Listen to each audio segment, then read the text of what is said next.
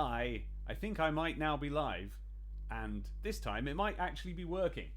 I should have learned my lesson when I tried to stream Ori and the Blind Forest. It turns out that for some reason these days, you have to right-click and run games as administrator to get the sound to work through OBS. That's good, isn't it? Didn't used to have to do that, but then I downloaded a better OBS that streamers recommended I download because it's better. And now I can't have sound anymore unless I dig through my hard drive and find the actual files and I right-click them and run them administrator. Isn't that good? Isn't that good? But anyway, now I'm going to tell everyone that the stream's actually on. So, everyone, stream actually happening. I think. This time, I think. Settling time. Let's be gentle and pleasant. Here goes. Chat me up, everyone. Oh, Dave! And I will copy that, ready to send straight to Twitter, which I'm going to do now, while I wait for that lot. No, I don't need multiple blank windows. I didn't have multiple blank windows open before. I don't know why you think I should have them. Which OBS were you using? I never had that problem, says Brett. It's Streamlabs OBS. Which, when I was trying to set something up the other day, streamers were helping me, and they went, well, you click this, and I went, that's not there, and they went, why, which OBS are you using? And I went, just OBS Studio, and they went, that's not the real OBS, you need Streamlabs OBS. And so I got that, and now it's all confusing. I've just had a tweet from a Nolan who asks, so revisiting Ocarina of Time with Lyrics Part 5 coming when? So I'm just going to tweet that I'm doing this stream. Settlers stream, lovely villages getting built, everybody being gentle and nice, with Abby and possibly Matt, but I haven't sorted that out yet. Still, I'll put and possibly Matt. It will be nice. Okay. There, I've tweeted that, so we'd better actually start, hadn't we? Here we go with the starting. And here we go with the settling. There it is. That is what I was hoping would happen. Here we are, playing The Settlers 10th Anniversary Edition. Or rather, well, I should say The Settlers 2 10th Anniversary Edition is what it is. But I found it to be a kind of halfway between the first two Settlers games. This came out in about, was it 2011, I think? Just after all of the realistic-looking Settlers had happened, and I had all but stopped being interested in the Settlers series. But then this happened, and it was a proper return to form. So, watch as I put a little woodcutter's hut down, and then click the little flag. And then I go down there, and look, it makes a lovely bendy wiggly road, and there's my settler. There's my first settler. There he is. I've gone with the light blue team this time, because to me the dark blue team's a bit too dark blue, but now look at this. It's a bit too light blue, and it's genuinely incredibly distracting. So I'm going back to the main menu, and I'm just gonna go single player, free play game. Yeah, we'll have the map. Normal that. Fuck off, hate it. And go. Ben, you didn't miss anything. Oh. He's been trying to get it working all the time you've been away. What's Ben said? He Oh, said, by the way, Abby's here. Can you hear Abby? hello. It looks like you can from my readout here. I'm doing some draws. Yeah. I'm going to put my headphones on, Abby, Okay. because I don't want the music to bleed through the mic too much. Oh, no, I can't do that. Well, then you won't be able to hear it, and it won't be right. So I'll just move my mic over here. Ooh. Yeah. Excuse me, had a big yawn then. So, say again, Abby, what did Ben say? And in fact, you're generally on the reading of the Ben chat. said, hello again, we lost you for a bit. Twitch on PS4 is a bit weird / rubbish. Yeah, don't worry. That was something I did, not something that either you or Twitch did. I just couldn't get the game to load anymore because I'd had the audacity to show you some Settlers 1 to open the stream by, I thought, way of context. But that made Slobs get very, very frightened and it didn't know Slobs. what to do. Streamlabs OBS. I know. And it didn't know what to do with itself, and so here we are. Do you know, it's kind of weird that it's such a square screen and there's so much real estate. I'll just move it sort of to the middle and then, I don't know, just to me that looks a bit better. Oh. Right, so, and look at them go. There they go, the lovely little settlers, off to build things in exactly the way that settlers should. Although, I'm sure it's very cute, but I'm not very good at the controls yet. Never quite liked that way that their heads go back and forth as they walk. I'm sure it's very cute and everything, but it's a bit distracting to me. I found it slightly annoying. I think it's because I knew a slightly annoying boy who did walk like that. Of course you did. Here we go, look. We're seeing some nice, pleasant things now. So this is no longer state-of-the-art graphics, but at the time when it came out, well, I suppose it still wasn't then, but it kind of was, you know, it looked really nice compared to things we were used to. And what actually happened was that this game had a very cleansing effect, because basically it existed, and that meant that there was a new, or at least a modern, playable version of the original Settlers, as far as I was concerned.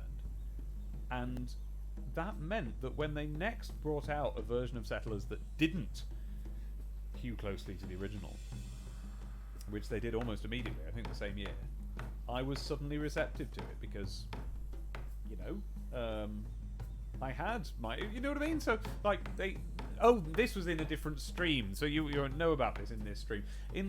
When I started trying to stream this, I first showed you the lovely original Settlers, and, well, there's plenty of evidence of that in my Bulma Boots Buttons channel, if anybody watching this on VOD wants to see it. And then, I showed them pictures of Settlers 5, which I didn't like the look of, and it actually stopped me from, you know, getting Settlers games then. I thought, that's it, they've gone, you know, I didn't like 3, I didn't like 4, and now here's 5, and it just looks dreadful. Look at the little woodcutter. But then this came out, and it just cleared the air, and it meant that, okay, now I can go back to trying the new Settlers games.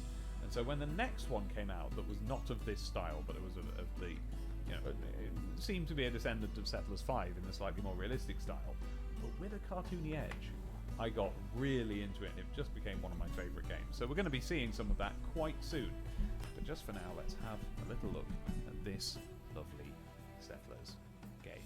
Abby's doing promising things over there in the kitchen. Yes, I would like to join in the thing you're doing. Well, pass me your mug then. I will. She's putting on a kettle. Actually, and I'll tell you what else. Yes. Could you bring me a wine? Ooh. I've got the last of my funny flavoured wines. Remember the cherry wine I used to be into while I was streaming, everyone? Well, my mum bought me some more of those. God, a long time ago. It might be a year ago. It might be more. And I found I've still got one left over. This, can you see it? This sweet little bottle of ginger flavoured wine. And I've been wondering... Would you like a comically oversized wine glass? I get it. That's all we've got, right? No, there's little tiny, there's an aperitif glass. I'm going to use that. That's ridiculous. Go on.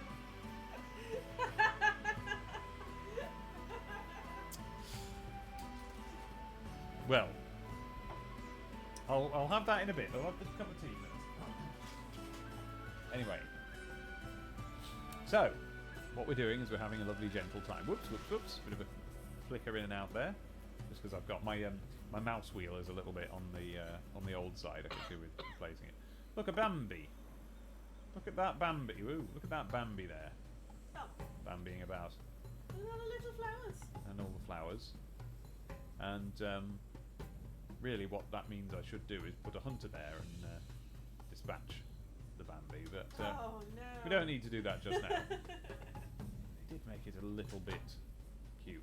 So, hi. To anyone who hasn't seen me play any of these before, this is the land we're going to be playing the Settlers in. These are the Settlers we're going to be playing it with, and look what they're doing. They're carrying resources back and forth. See that? That's because over there, there's a woodcutter you can just see, and he has cut down a tree. He's doing it now. And then what he'll do is he'll go back to his woodcutter's hut, and then this bloke will come out of the main HQ, which I am disappointed wasn't a castle in this version. It was the sort of Roman whatever building that is. Don't like it, but never mind. And this bloke has to walk all the way between this flag and this flag, carrying things. But if we put a second flag down for him, then out will come a second little bloke, and they can then be spaced out. And that, I don't know if it speeds things up or not, but it gives them a rest anyway. Look, a rabbit. Look at the rabbit. I'm not very good at the scrolling, as you can tell. I always go up when I mean down, because the camera is, it's down to go up and up to go down, and yet left and right aren't inverted, which is weird. Anyway, never mind. And I can change that, but then the left and right will be wrong, and the up and down will be right. So, well, you can't win, can you? So there he goes, and then what we're going to need to do, we're building up a town using the resources that we have around us. So, for instance, these are some rocks. Could do with those. But right now I'm making some wooden logs, and those need to be turned into planks. So we will go into the building menu here. We'll put down a sawmill. Now, nothing can work in the settlers unless it's connected up to the road system. That's how it works. So we make a little flag. We find the nearest place we can connect it up and put it there. There we go. Oh, and he reacted immediately to the placing of a new flag, because what they do, the settlers, they put resources around flags. So he's plopped it down on the road there. This rabbit sitting on the road there. Oh, what's he up to? Ah, this yellow-hatted fellow here is our... he's either our builder or our land get-readier. Let's see what he does. He's a land get-readier. Can't remember what they're called. Are they called levelers, or am I thinking of the lemmings?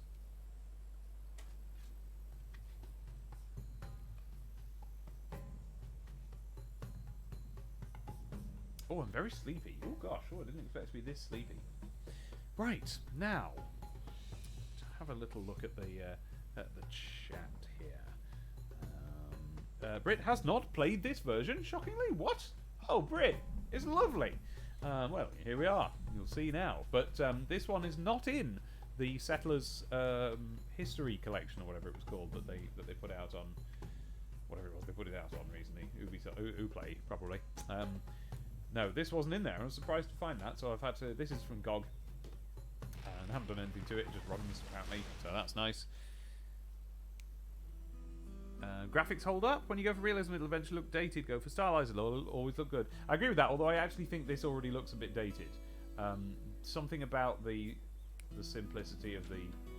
I don't know, something about the animation there. They're going a bit hard into cartooning. It's well, I suppose they're not dated. It's not very good. These rocks don't have shadows. There's a couple of things that aren't great, but it works. It's fine. And the further out you zoom, the better it looks. So that's okay.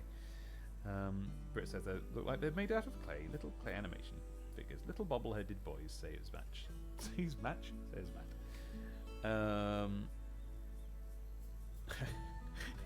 Matt says, is that one of those comedy glasses that your aunt posts pictures of on Facebook saying, oh, I'll just have one today? Brett hasn't played any versions. Brett hasn't played any versions because his settlers. See what I've done? You see what I've done? Haven't played any versions, says Brett. Their settlers' knowledge begins and ends with Dave. You can get this from GOG for £3.89 at the moment, so I now own it. Oh, lovely. Sorry about that, Brett. Right. Let's start concentrating and thinking properly, shall we? Because I'm clearly not very good at it today, because I'm sleepy and under a little bit what people have known to call stress. What with the things? But that's why we're here. We're having a lovely little villagey time today. And it will begin now. So... what's I going to do next? Yes, Matt. Yes, Matt. Do. So let's let them do that for just a moment. The game will go quiet for a moment, and then we'll see. Now, neither of us can remember how to do this. Dear. Let's see if we can do it in Discord with a sort of thing. Yes, I think we can. I'm going to press the button. Oh, Matt already pressed the button. Matt. Matt. I have no sound from Matt. Me. Yep, Oh, there he is. Matt? There he is. Oh, good. And how exciting. I exist. I just had to reconfigure my fiddly biddly bits of Discord setting. Okay, now, Matt, can you hear me through Discord or just through the stream? I bet just through the So stream. I've muted the stream because that was going to be very distracting. So Bum. I can hear you through Discord. Can you hear me now, Matt? I can hear you now, Dave. Oh, good! Oh, yes, that wasn't working for the longest time, and now it seems like it is. Brilliant. Great. So I'm going to turn you right up. There we go. And now Matt should be on the stream. Can everybody... Oh, well, no my luck. Matt, say something and I'll check the mic levels. Can you hear me, Dave Stream? Oh, I This is a think that test can, of you know. the I emergency, think... non-emergency broadcasters. The calm, lovely broadcasters. I think they can. So what I'm going to do is I'm going to turn down the volume of the game a bit, just in case it's drowning you out, which it probably is. If I turn that down like that, and then I turn that up like that. Matt, say something. I'll see if my level's too high on you. Are your levels too high on me? Don't think they are. What does everybody think?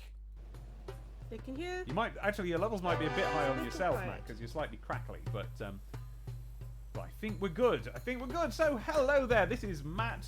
He is from the Life's a Pitch podcast, a podcast that I often pitch in on, and they've just finished recording an episode, as I understand it. Correct? We have, yeah. We just had Martin Bryson from Indie Haven, the kind of indie game site, and a bunch of podcasts, the Podhaven, the family of podcasts on. We did a show about spies. It was brill.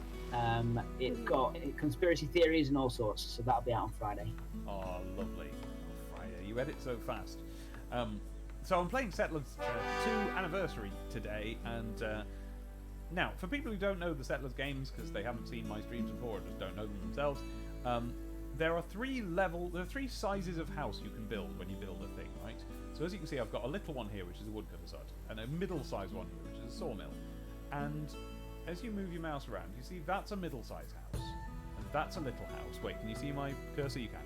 And that's a castle, which is the biggest size of house. And if I press space, it just shows me where all the opportunities to build things are. So you're going to see this appear and disappear a lot. Right now, I'm looking for somewhere near these rocks to put a stone cutter, so I'll put him there. Oh, except, of course, in this version of the game, they call it a quarry, which is wrong. There we go. So, Matt. Can we split the difference and make it a quarry cutter? Yes. Do I like that? No, I don't. However, it did mean that I was able to understand the joke of the stone cutters in The Simpsons, because I was used to stone masons in Settlers, and then they became stone cutters very quickly in Settlers 2, and so suddenly the stone cutters / masons joke in The Simpsons made sense. Hi everyone, it's Dave's an Idiot. I like this. We should do a section of Dave explains Simpsons joke. Yeah, like an idiot. Okay. You think they think the levels seem to be about right at the moment. That is good. So Matt's on here because he's been on here before. He joined me on a stream when I was playing Settlers 3, which I didn't like. Oh look. So I genuinely don't remember what this means. This boaty looking one, in this boaty looking area. Let's find out. So let's see what's available to us. Are there any boaty castles? Various kinds of farm. Harbour! Let's see what harbours do. Let's have a harbour. Connect up. And make them do their magic. Do you know, I've just realised that normally I would go, so Matt, what have you been doing today? You know, how's things been? But like, we all know exactly what we've all been doing. Nothing. It's been non-stop on social media. Wow, sorry, Matt. The game's really loud right now, and I don't know why it's being so rude to you. Okay, say that again. I was just saying, it's been before the game rudely interrupted. Yeah. Yeah, I was just saying, it's been non-stop on social media, isn't it? Like, Yeah. it's all we've got. It's all we've got right now. Yeah. Basically, I'm not at the point of leaving social media, but I recommend that people do if they feel the need. Although the way I recommend they go about it is to. I have a little bugbear, which is that there's. Okay, I'm about to say things that aren't the bugbear first. So things that aren't the bugbear. He's got a little bit of stone. Things that aren't the bugbear is when people need to leave social media.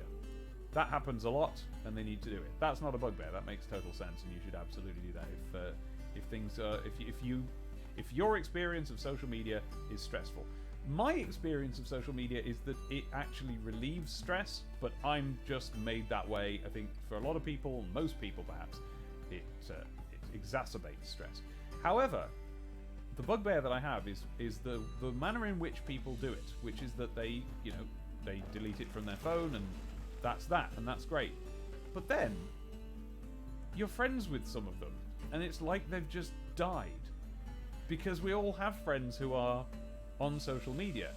And so when they simply disappear, you can actually go through a kind of mourning, and you never know if they're going to come back. So I do recommend, if anyone out there is feeling the urge to leave social media, leave contacts first with your friends, with your mutuals and the people you like on there.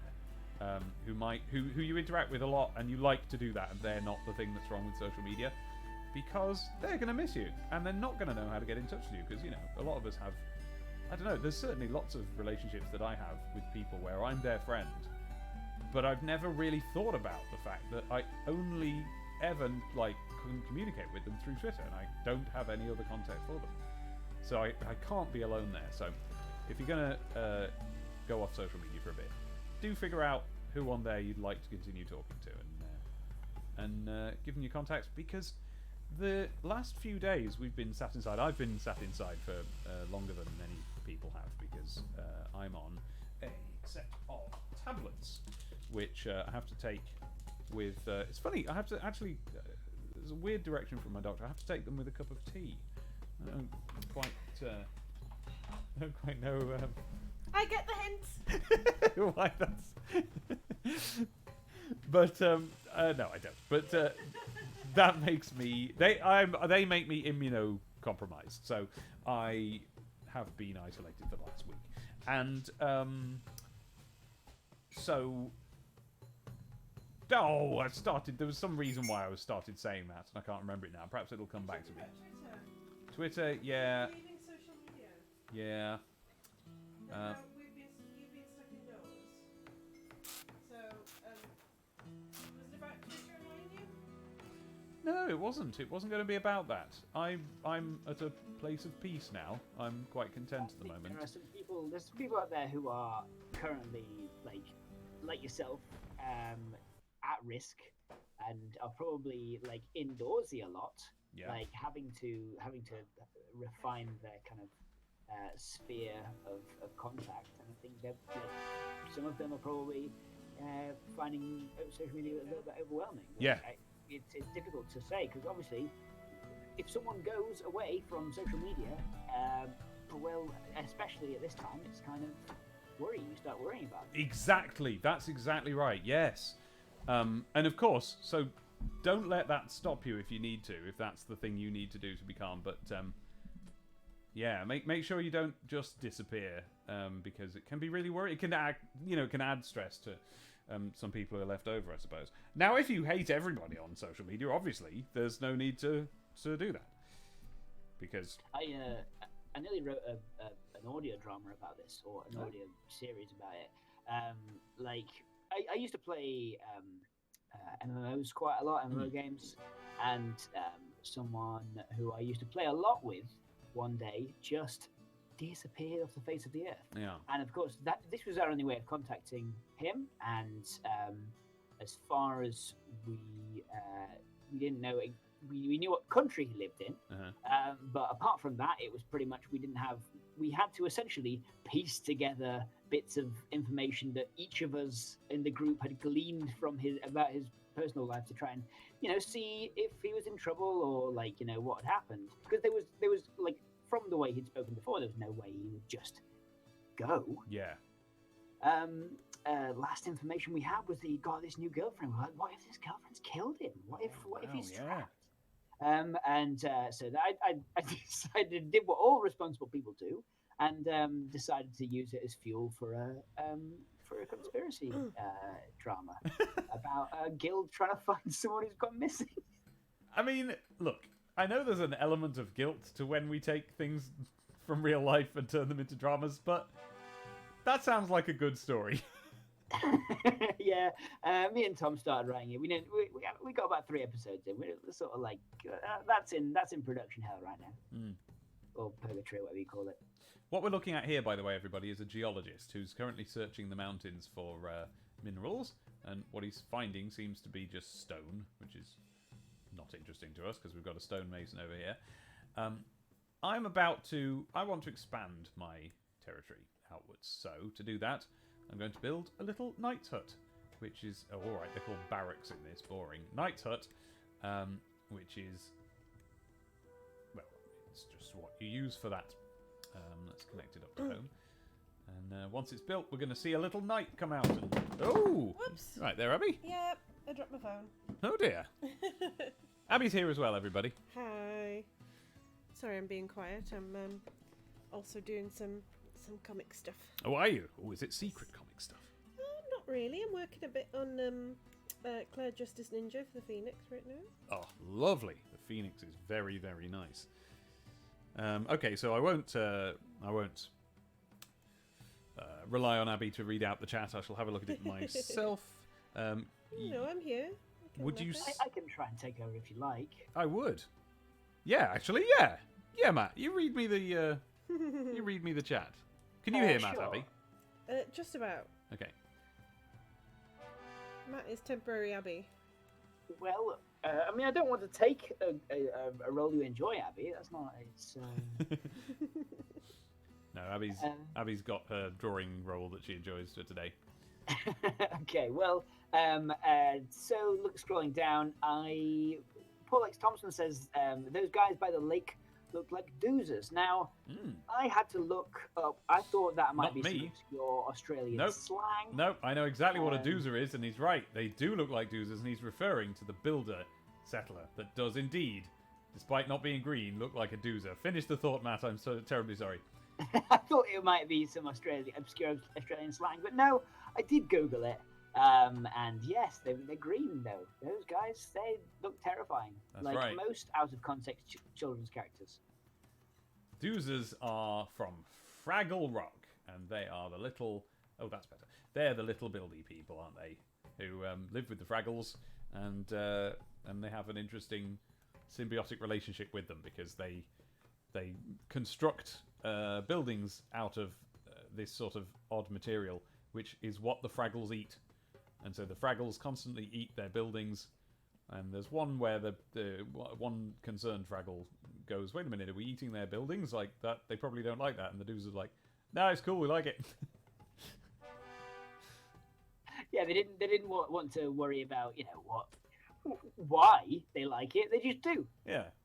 Okay, that's the knight's hut ready. So we ought to have. Here he is. Here he is. Here he is. A little knight. There he goes. Look at him with his little sword and shield.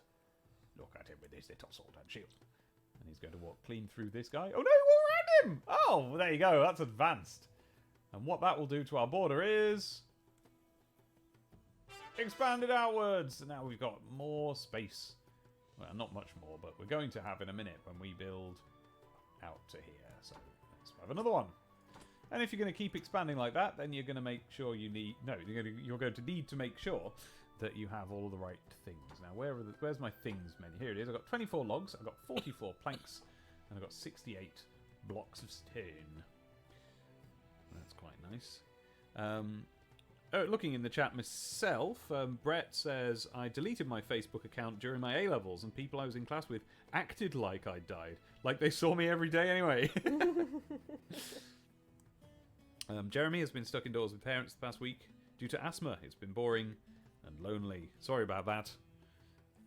Yes, there are boring and lonely times that may take place. That's the main one. That's the main concern. Is like, if you're isolating, who with? Because, you know, me and Abby are all right there. We you know, we're the people we would like to isolate with, but yeah, not everyone's so lucky. There's people who, you know, I was listening to Trends Like These today, and Courtney is in a long distance relationship who they normally see each other once a week, but now can't, and that's gonna be tricky. Not happy about that. That's rough. Yeah. Very rough. Like I've had a very, very particular experience with this whole situation in that I work in the service industry. Uh-huh. Jenny, my partner, works in the service industry, and so we both have had to have contact with not only the public but also our workmates. Yeah. For plenty of time more than we would have liked to. Yeah. During this pandemic, and I tell you what, what it has done is given us a certain little group of people who we cannot possibly have avoided being around. Meaning that those our kind of self-isolation group has grown. Yeah. Yes. It means that we are able to do things like sit in small groups and play Dungeons and Dragons without worry, because essentially over the course of time with those specific people, because obviously all of us outside of that are isolating completely. Yeah. But those specific people, the damage is done. The damage is done if that's the case, right? But we're not seeing people outside of that group because that's the case. So we've had a pretty nice time of it, you know. Yeah, I we can like imagine. playing board games and role playing and all that sort of thing. So plus, you live in a international house of fun anyway.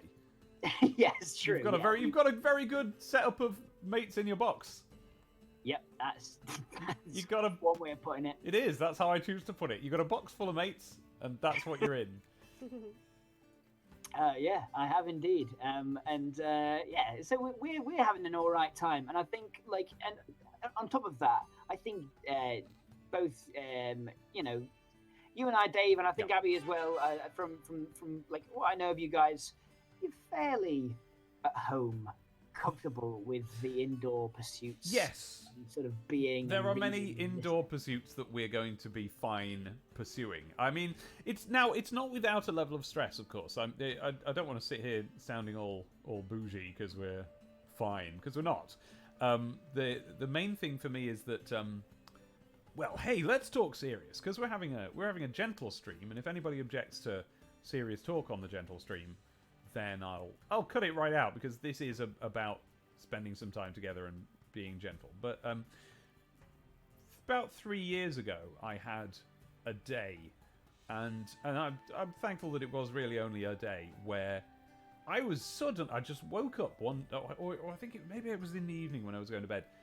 I was just suddenly gripped out of absolutely nowhere, and for the first time in my life, by a big black icy hand of some sort of stress and fear, and I mean, I don't exactly know what the official terminology for this would be, but I had a horrible day and night, and the next day I basically, there was nothing I could do with myself. I followed Abby to work, which was something I didn't normally do, and I just went into the basement at her shop, and I just curled up there, and that's where I was. And that had never no such thing had ever happened to me before.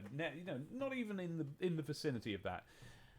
And for the next about 6 months to a year, I was not like that, but it was just hovering behind me. I knew where it was. I knew it was nearby, and I knew I needed to do something to stop it. And the thing that I found that I could do to stop it was to, whenever it was encroaching, head outside and go to a cafe and sit and work there. And I made the decision I was going to write a novel. And I quote unquote did. I got so far through it that I think by now I might have written the novel had I not started Sonic the Comic the podcast, which is so much editing that I basically haven't written anything for a year. That's another problem. I'll figure that out. But it's fine. I'm doing something. It's productive. People like it, and it makes me happy. My concern is that if we are prevented... At the moment, I'm fine. If we're...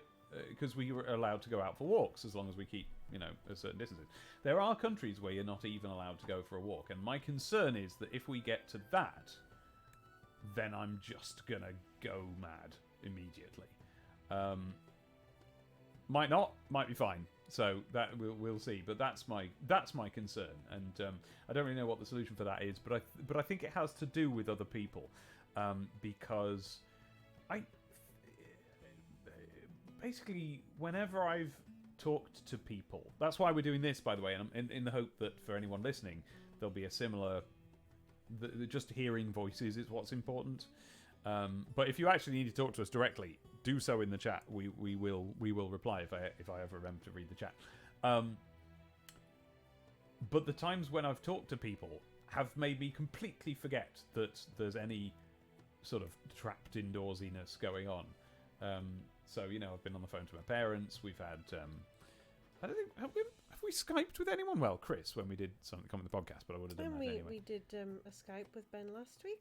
Yeah, oh, that's right, That was yes. really nice. Yes, we did a Skype with Gogo Robotendo down there, because... And saw his lovely Uncle baby. Gogo Robotendo in the chat today, he's in there somewhere, hasn't said anything more, just became a dad.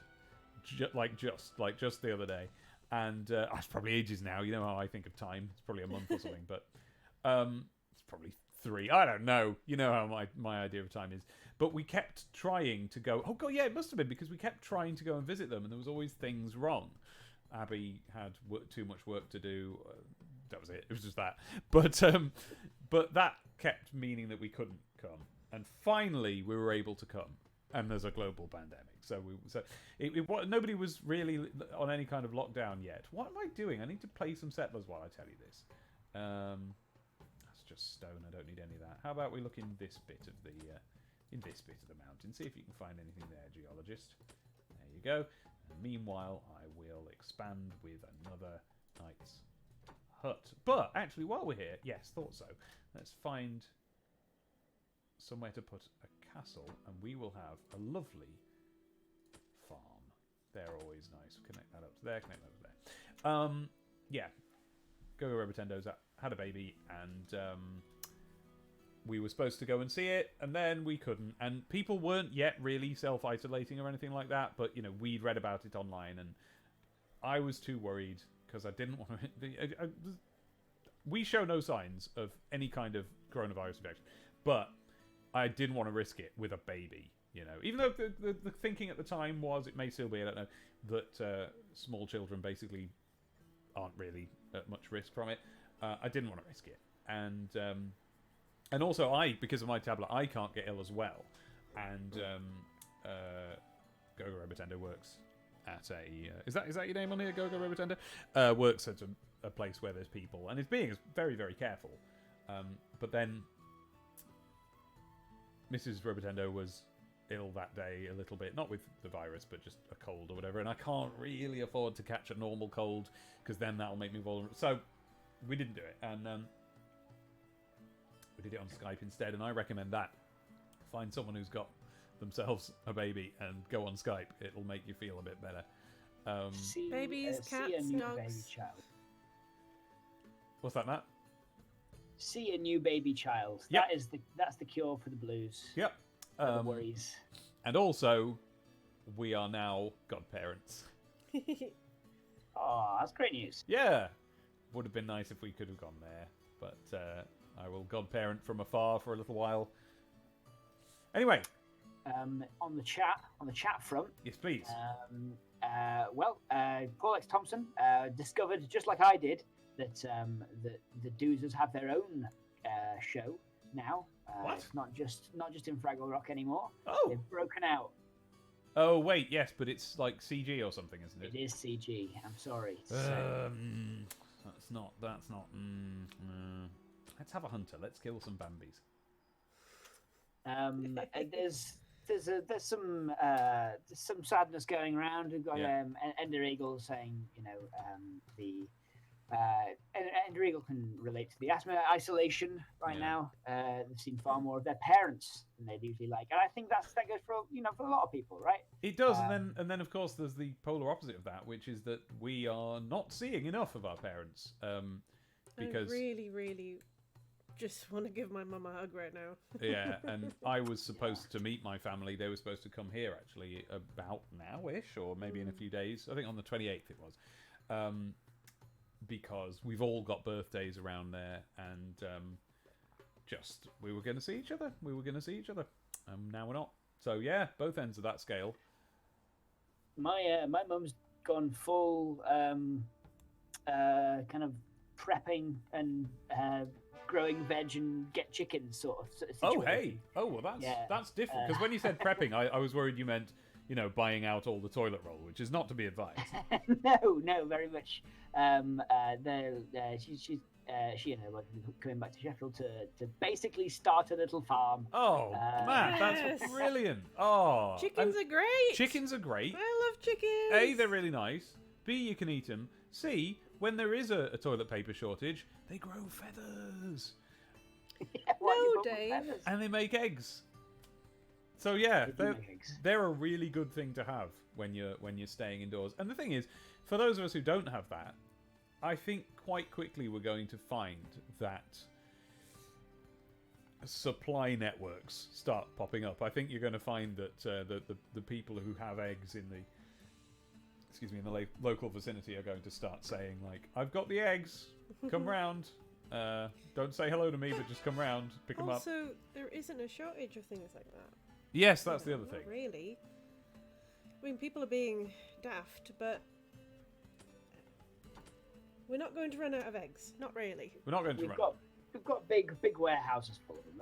But that's a thought for another time, I think. Yeah.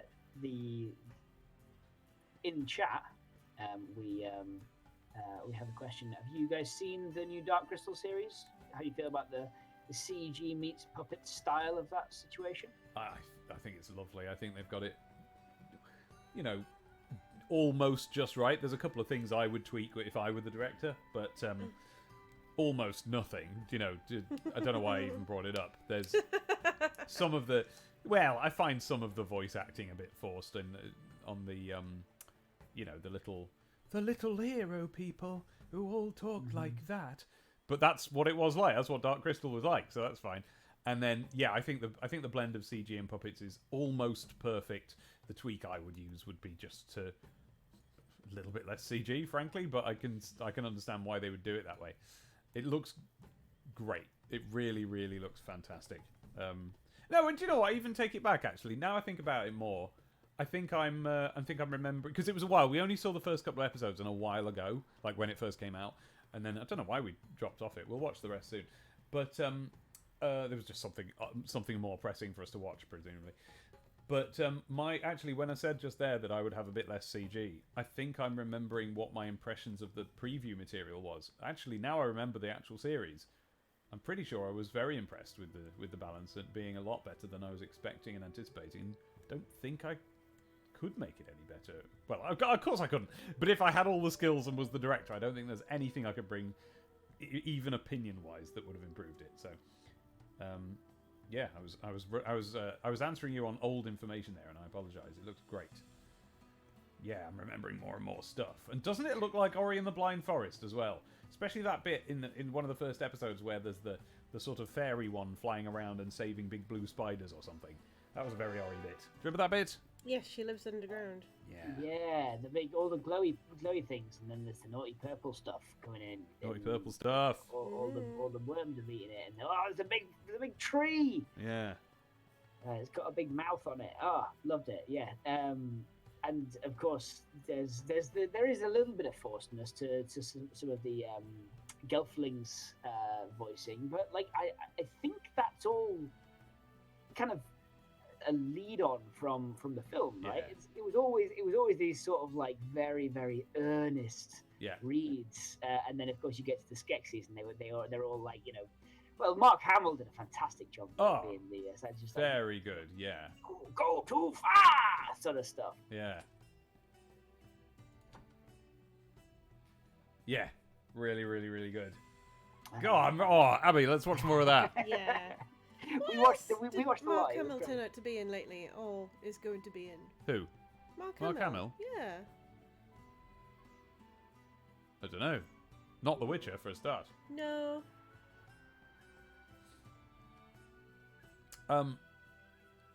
I've just noticed a couple of things in the chat that I'm going to say quickly, and then we can get back to everything being nice. But there's the issue that some couples are discovering that they don't like each other all that much.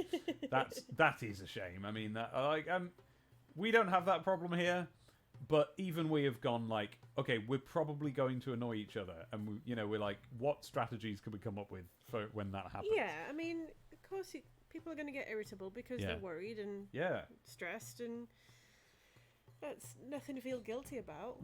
But we're going to do what we can to sort of avoid it going to, oh, excuse me. Oh, that was a big yawn. A big yawn. But so we'll be all right there.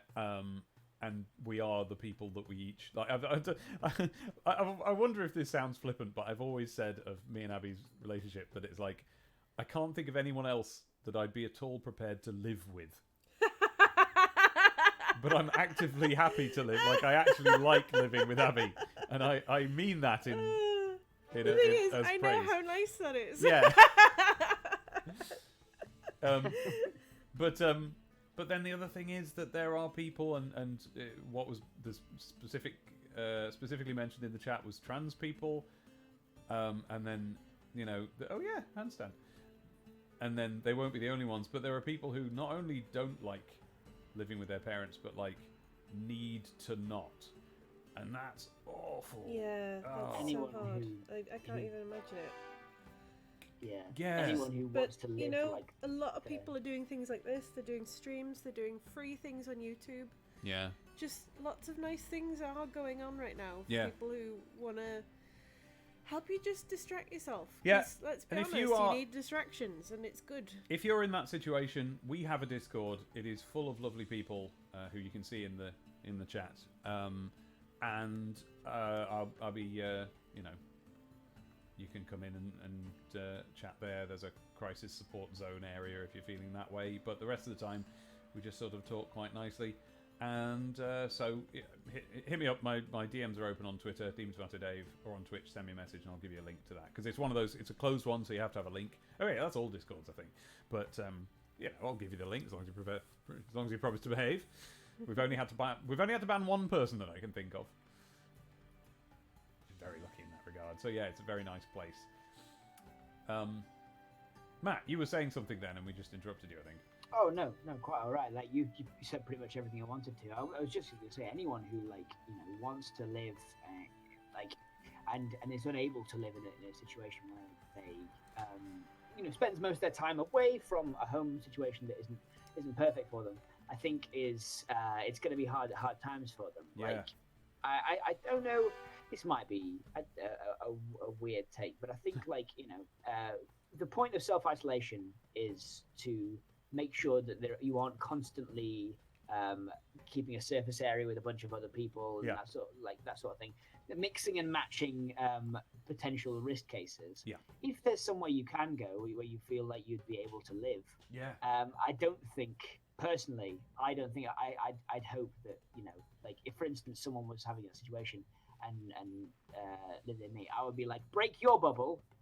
And go immediately and scare not breathing anywhere to my house. Yeah, if there's someone who's in an abusive or abusive adjacent situation, I don't really know what the full answer to that is, but maybe you can find a friend who's like Matt said just there is like, no, I'm prepared to catch it from you. Get out of there. But there are people who are in that situation all the time, without there being any kind of lockdown, and it's just bad. I can't do anything about that. But there are local action groups all over the UK. I know that for a fact, and I'm sure a lot of. Tell us about that. There are. I don't, Dave. I'm not an expert. Sorry. However, I got a letter through the door the other day, and It simply said, "Here is my name. Here is the action group I am working with, and we are providing, shopping services. We'll go to the shops for you and bring you some nice stuff. Oh wow! We'll take that risk for you, sort of thing. We will, like a short phone conversation if you need to. There's then like advice. The ones that they particularly referenced, like at the top of the sheet, were really useful to me. Were things like worrying about earnings lost, like sort of income lost from your work shutting down, things like feeling pressure to go to work even though even though you're feeling ill or you're feeling at risk. Those are things that I, for a couple of days, was really worried about. But even then, just the support that people like that can give you. There was a phone number on there for me to phone, and I think people in the chat, like President Bitey down there in the chat, is saying they've had notes from similar people. It's there are people out there who are willing to help in such a difficult time. I know it's difficult to then talk to, to have that kind of community injection when you are feeling the need to self-isolate, and I understand that. But I think like looking out, at least in that kind of local context, there's loads of local groups on Facebook and Twitter and things like that. Of course there are. Facebook. That's because of course it's. Yeah, I've done my level best to absolutely not open Facebook, because no matter what mood I'm in or what's going on, Facebook makes me feel worse. But if you open it up to deliberately search for particular things, you may well find something just like that. Yeah. There's the Nextdoor app that I've found really useful in sometimes, which is just all local stuff. And you'll often find a Facebook group for your local area. And obviously not everyone in there is going to be nice. I'll forewarn you now. Yeah. They're as bad as they're as bad as any neighbours could be. Yeah, but you might find that the good neighbours, that might be how you meet them, because a lot of us don't know our neighbours.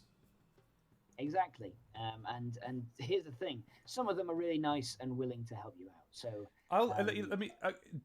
This is only anecdotal, and I am very lucky in this regard. But I spent several years living in the building I'm living in now, not prepared to find out who my neighbours were, because if I found out I hated them, that would be my life ruined. Do you know what I mean? Because until I know, I can just pretend they're not there. But anyway, just through various circumstances and various interesting things going on now and then, I've now ended up meeting everyone who lives in this whole building. And they're all great. They're all really nice. And I know a lot of people don't believe this, but that tends to be my experience. Part of what I've been doing for the last couple of years, when I decided I needed my change, was I've just been talking to strangers whenever I can. And that's not very popular, particularly online, and sort of, I don't know, there's a sentiment of like, well, people are horrible and to be avoided, but I've struggling to think of any I've met that weren't nice. Like, I can think of people I've ever met in my life who weren't nice, but usually that was in circumstances where you're thrust into groups of lots of people all at once. So school and work, like when you are put in a group, you're going to find people you don't like. But just meeting individual people, almost I can't think of one I've not liked in years, and that makes me very lucky. But the thing is, I'm not in like, there's nothing particular about where I live. Maybe Manchester is just a really nice town. And actually, that might be part of it. I do, once this is all blown over, I kind of do recommend that anyone who's feeling a little bit alone in a Brexity sort of a Britain, come to Manchester, because we do not stand for that sort of thing here, and nobody is interested in that. At least in the city centre, remember? True. I don't know what it's like in the outskirts. But yeah, no, generally speaking, you can more or less expect people to be on your side. Anyway, my point is that generally speaking, even though it can be very tempting to look around you and think that the majority of people around you must be unpleasant, I think the majority of people might be nice. that certainly is my experience of actually meeting people rather than trying to form an idea based on the metadata of who's been voted into the government, for example, and things like that. I don't quite understand how that works, and it might be a Manchester thing, but there's also the aspect of like people in the abstract are generally worse than people in the like in person. So yeah, that's how it's how conservative governments get voted. Usually is generally when you think about people, you go, they're bad. Yeah. And then when you talk to an individual We'd better person, stop you them. say, "This is the good one." Yeah. So that's what conservative politics. This is why I think it's very important. This is why I think it's important that more people meet more people. God, it's such a cliche, but we have set ourselves up to be isolated or able to be isolated, and hey, here we are now. But like, it's not helpful. It's not helpful to start thinking that everyone around you is unpleasant, because then it'll start looking like that, in number 23 sort of way. I don't know what I'm on about, but anyway. There's looking. Brett has just posted a link in chat, which is a list of local groups for COVID mutual aid. COVIDmutualaid.org/local-groups. I would also be interested in not COVID specific groups for those people we mentioned earlier who are stuck, with parents that they can't get along with and so on, things like that. I bet there's groups for that. I've often thought that there must be groups in any one neighborhood. There must be like 5 people in a situation like that who could get a house together. Yeah, it happens. It's usually a little more social because obviously, living together is tough. But I've seen it happen. Certainly, I know I have friends who live like that. Are places that struggling people can go to get away, and it happens. But I think it's hard to find them, of course. Yeah, because they have to be kind of private. Yeah, exactly. It's hard to broadcast that, especially locally, right? Yeah. Let's have a little look through chat, shall we? Siege Feather says, the other year I went for a walk in the morning, and my whole day was made by a guy who jogged past me and said good morning. No idea who he was. Yeah, I know exactly. That's exactly it. There's just, I don't know how it is that little things like that can make your day, but it's one of those things that we don't allow ourselves to have very often, and when you do, it's like, oh wait, this is great. This is going back to my thing before. The reason why I settled on writing in this cafe that I've found is that, I've gradually made friends with all the staff there, and also it's just the sort of place where people come in with kids and dogs and things, and just nice, sweet things happen all around you. So it's a very pleasant atmosphere, and God, that's what I'm going to miss. I'm really looking forward to being able to go back there for sure. And one of the things that made me feel better was when we went out to walk just in that sort of area on Friday, and we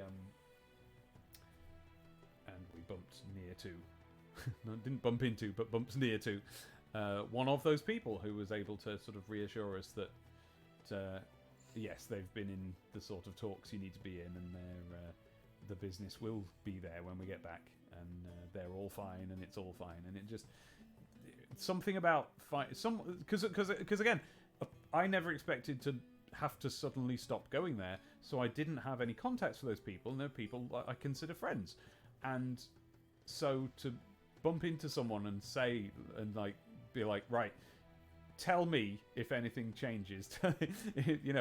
If anything goes wrong, I want to know. You got to text me straight away. It puts my mind at ease a bit. And I've talked to and I've phoned home, and we've talked to various friends, and just to hear from different people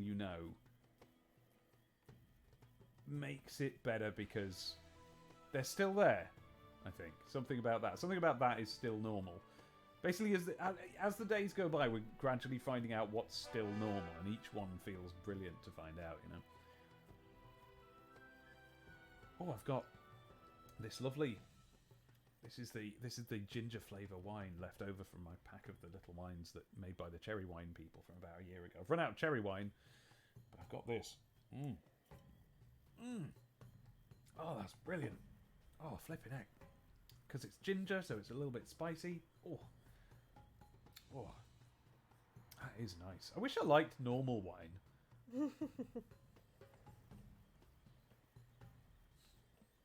It's overrated. It's just fine, isn't it? Yeah. Normal wine. It's just absolutely fine. It's bearable. It'll do. But it doesn't bring any joy. What are you doing in Settlers now? Where are we up to? Oh, what am I doing? So, what I'm trying to do is expand outward. Oh, here's what I'm trying to do. I'm trying to expand outwards this way so that I can get to this little pass here. And then I'll sort of be free. There's loads of land up there. Oops. I clicked off the game, sorry. Bring it back, bring it back, bring it back. There we go. There we go. Oh.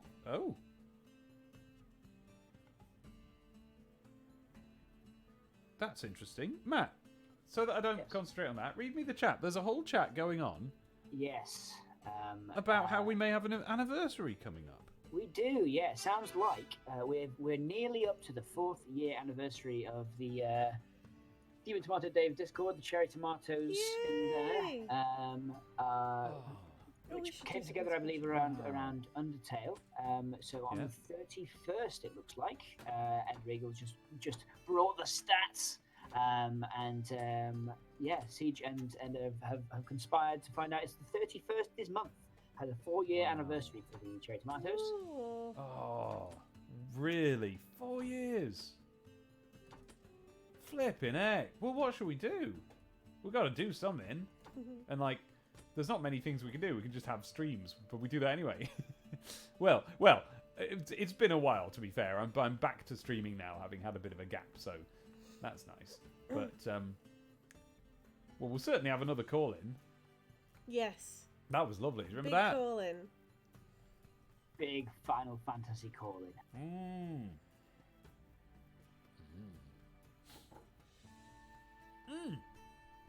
Oh, that's lovely. Who makes these? I'm going to advertise them. Lime Bay Winery. Lyme Bay. Lime Bay Winery. Yum, yum, yum, yum, yum. I'm drinking their ginger wine now. Yum, yum, yum, yum, yum. Their cherry wine is my favourite. Yum, yum, yum. Oh, I wonder if it can be sent off for, because I don't know where you buy it. I always look in the supermarkets, never find it. I've only ever found it in the gift shops of, farm cafes and National Trust places and things like that. Oh, look at this. They've got lots of... Looks like you can get next day dispatch to order it. There lies a dangerous path.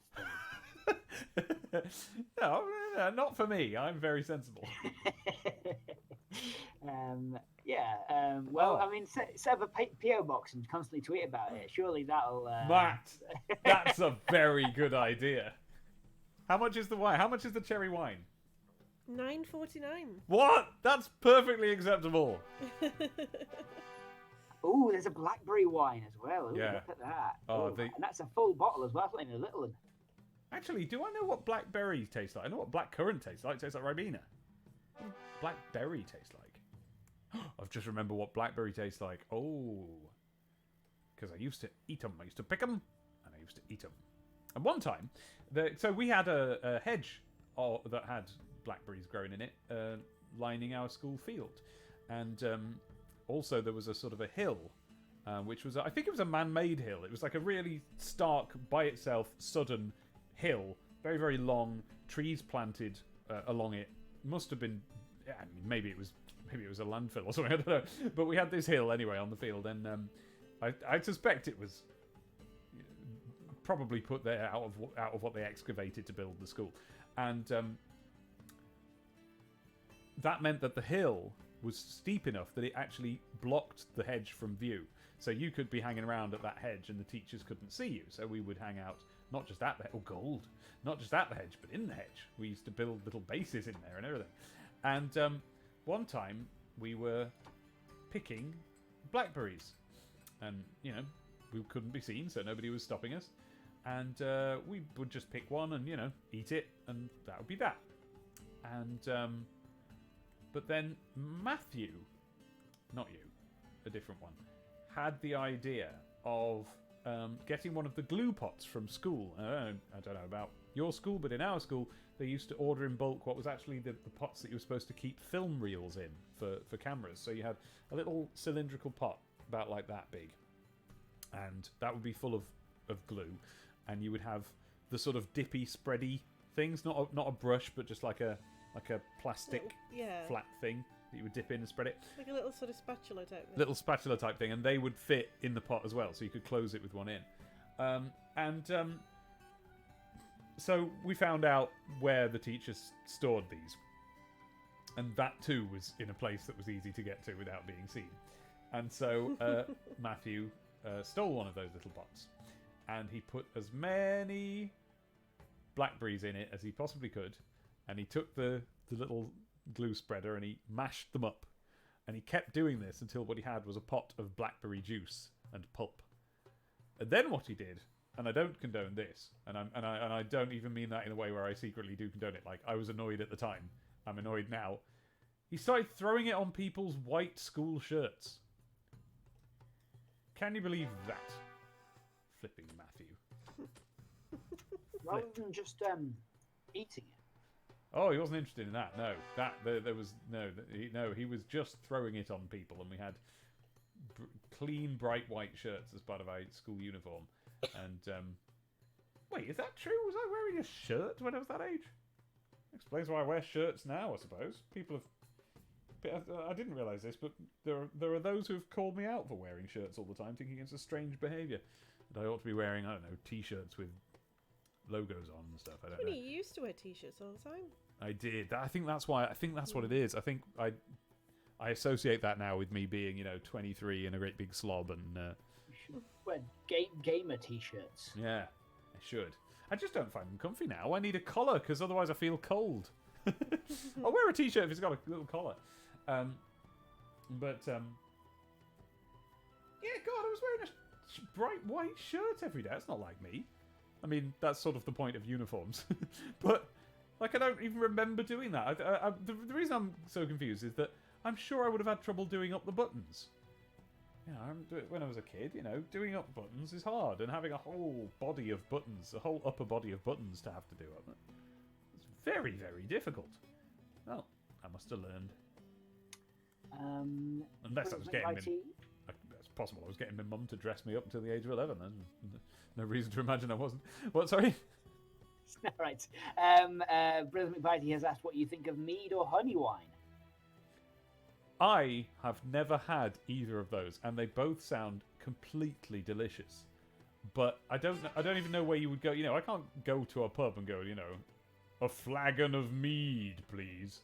Get yourself out to Lindisfarne. That's where you want to go. Where does Linda keep her farm? I would say Northumbria, right? I don't know. I don't know where Linda's farm is. Have I been to Linda's farm? It's an island. I don't know. Oh, if it's an island, then no, I haven't. I don't think I've been to any island. Well, I've been to the Isle of Wight, but I think that's the only one. So I think it's safe to say I haven't been to Linda's farm. Well, it's very nice. So full of spice. That whole area is the sort of area that I believe that they filmed. The Porg bit of Star Wars. That sort of country. Right, but not that actual one, because I think wasn't that an island that you're not allowed on, and they had to get special clearance or something. Yes, yeah, no, that was a different island, but I think that they used a couple of specific different stuff, but they sort of, I think they used a couple of locations for that, but yeah, there's one of them that has ruins on it that you're not allowed to go on unless you get special stuff. Monk ruins, aren't they? Are they monk ruins? I think they're monk ruins. Yes, they are monk ruins. Yes. I brought it up literally. I was talking to my dad about it because I think he went near there. Oh. He went. Oh, Skellig. That's what it's called. What? Skellige's That's real? Island, yeah. That's from The Witcher. Not Skellige. It's from The Witcher. Yeah, but if it's called Skellige and there's Skellige, that clearly that's based on The Witcher based. What's his name? Andrei Sapkowski. He must have found out about Skellig to write about Skellige because they're islands, aren't they? They're an archipelago or something. They are, yeah, the Skellige Islands. It's an island, yeah. Yeah. Archipelago. Archipelago.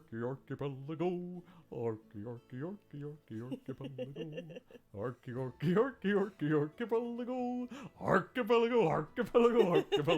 That's what me and my brother used to sing in the 90s. Oh, it's been a while since I've heard a Fido voice. We've had a few. We used to have all sorts of songs to sing in the 90s. Right, pig farm. Yes, please. We're about to have some piggies, folks. Piggies. Piggies. Oh, I've just thought of something. Somewhere I've got a farm. There it is. But what I haven't got is a windmill with which to do the farm stuff. So, let's have... So, if I'm going to have a windmill, then first I'm going to need a well. So, let's see if I can fit one. There's a well. And there will be a windmill. Because the windmill requires water for the production of bread. Never made bread. I imagine it needs water. Oh, that's lovely. If the deliveries are still on, I'm definitely going to get myself some new wine. Get yourself a case of tiny wines. No, I don't want that. I want a great big cherry wine. I mean, I do want that. I do want a case of tiny wines by these people, but no, I shall be opting for the big cherry one. Let's see. We've got Mickey Husky says that guy shouldn't walk with his saw like that. I know. I know. He's talking of. He was speaking of the woodcutter, and I think we're going to see him do it in a moment. He'll come out and threaten us. He does. Yeah, he really is holding it aloft in a way that makes me uncomfortable. Come on, woodcutter. Where are you? Out you come. Out you come.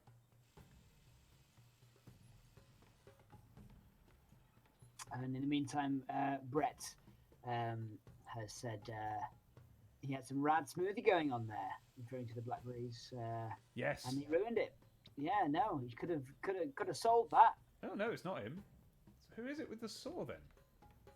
Who was wielding a saw? I thought it was someone dressed in green. Maybe it was a. Who was it? Oh. You have a sawmill. Well. Oh yeah, I suppose it. Yeah. Oh yeah. And a green hatted bloke just went in that. I guess the sawmill is run by a bloke who just carries a saw around. But the thing is, this is the sawmill, and look, it's got a big circular saw that the wood goes through there.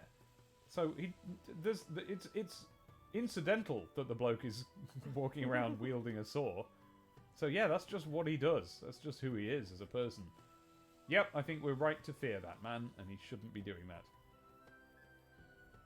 Like you said, people in general on a one-to-one basis are good, but sawmill workers as a caste. Is it caste or caste? When it's CASTE, is that caste or caste? I'm the wrong person to be asking. Well, so am I. So we've really congregated today, haven't we? I'm that person who will say words wrong until someone goes, "What? Yeah. What did you just say?" Yeah. Yeah, you just read them on the internet and then have a good guess. But that's good. That's shows willing to learn new words, doesn't it? Even if personally I get extremely aggravated every time I see an instance of it, that doesn't mean I'm right. No, exactly. It in fact means you're not right. That is what it means. Yeah. What do they call that? It means I'm wrong. Yeah. Impossible. So I'll never come down to someone who says a word wrong, and you can often tell when they've learned the word from reading. And I'm like, oh yeah, that's good. You should be lauded for that, like learning a new word and then bringing it out into the real world. Yeah. There's nothing about that sentiment that I can ever deny, but it does strike me right through the heart every time I hear.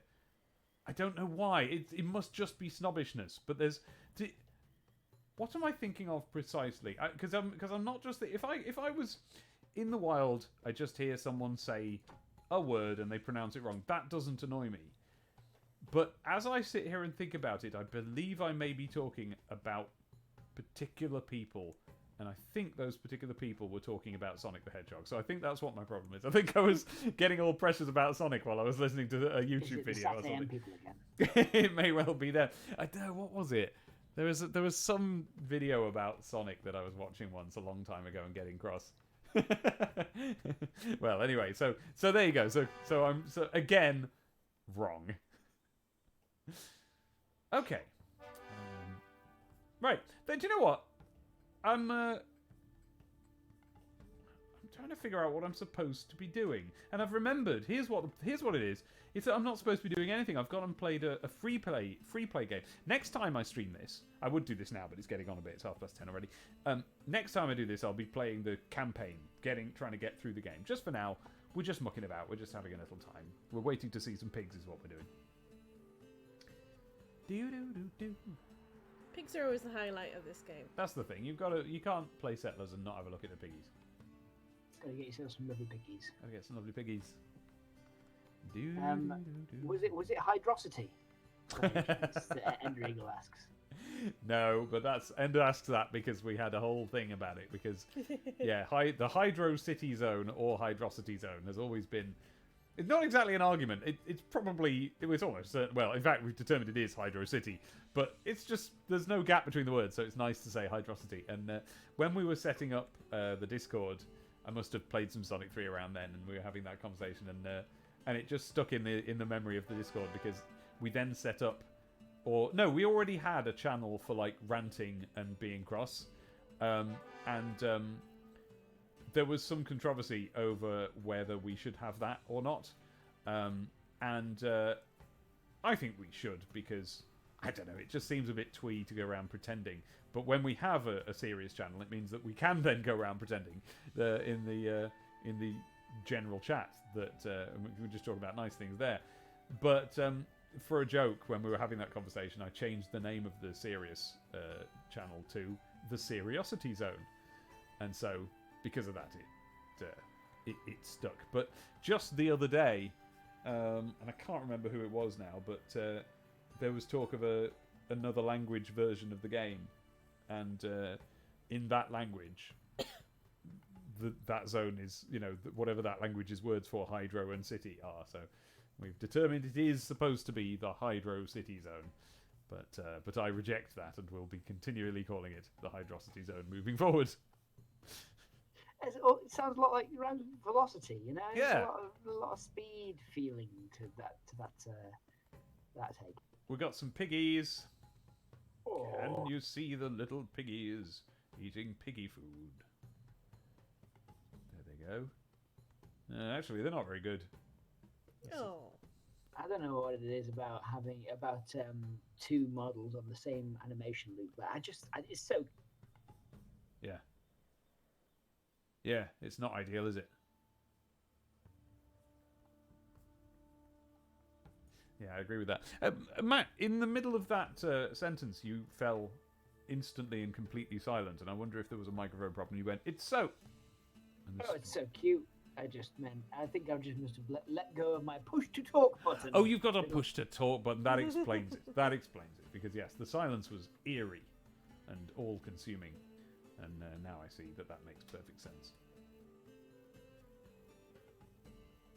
Well, what shall I build next? I've got some pigs. Let's have a butcher's.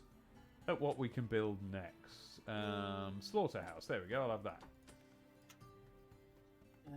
According to Brother McBitey, Lime Bay also make mead if you're in the market.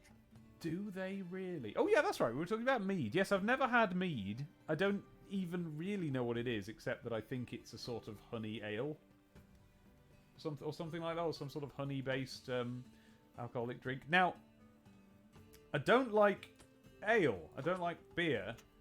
Oh gosh, that's too long. I don't want that. So I might struggle if it's just beer with some honey in, or that might turn out to be precisely what I need in honey to make it palatable to me. And maybe that. Beer, you mean? What did I say? Honey. Yeah. Put some honey in my honey. That's very nice. It's just honey wine. I have tried it myself. It's honey wine. Yes. It is. Like it's strange because it's not got that full kind of flavor that you have from like, I guess like fruit wines. It's not. It's kind of like honey has like a more of a it's sugar quality to it. So it's going to be different from probably the fruit wines that you're drinking. But, sounds like the sort of thing I would enjoy, though. Yeah, yeah. Oh, that's gorgeous. Oh, my word. Everybody, Lime Bay Winery ginger wine. Get it in you. It's very nice. Oh, it's got that bit of spice to it. Oh, that's great. Oh, that's great. I might get myself a full-size bottle of that. That's fantastic. Goodness me. See if they do sponsor stream. Yeah. I mean, look, if they sponsor any streams, they should sponsor mine, because I've exclusively drunk their wine products. I mean, well, or at least that's the alcohol I've exclusively drunk anyway. On my streams for the entire, what we've now established is 4 years I've been doing them. It doesn't feel like it. But then I sort of had a long time off because I went all wibbly.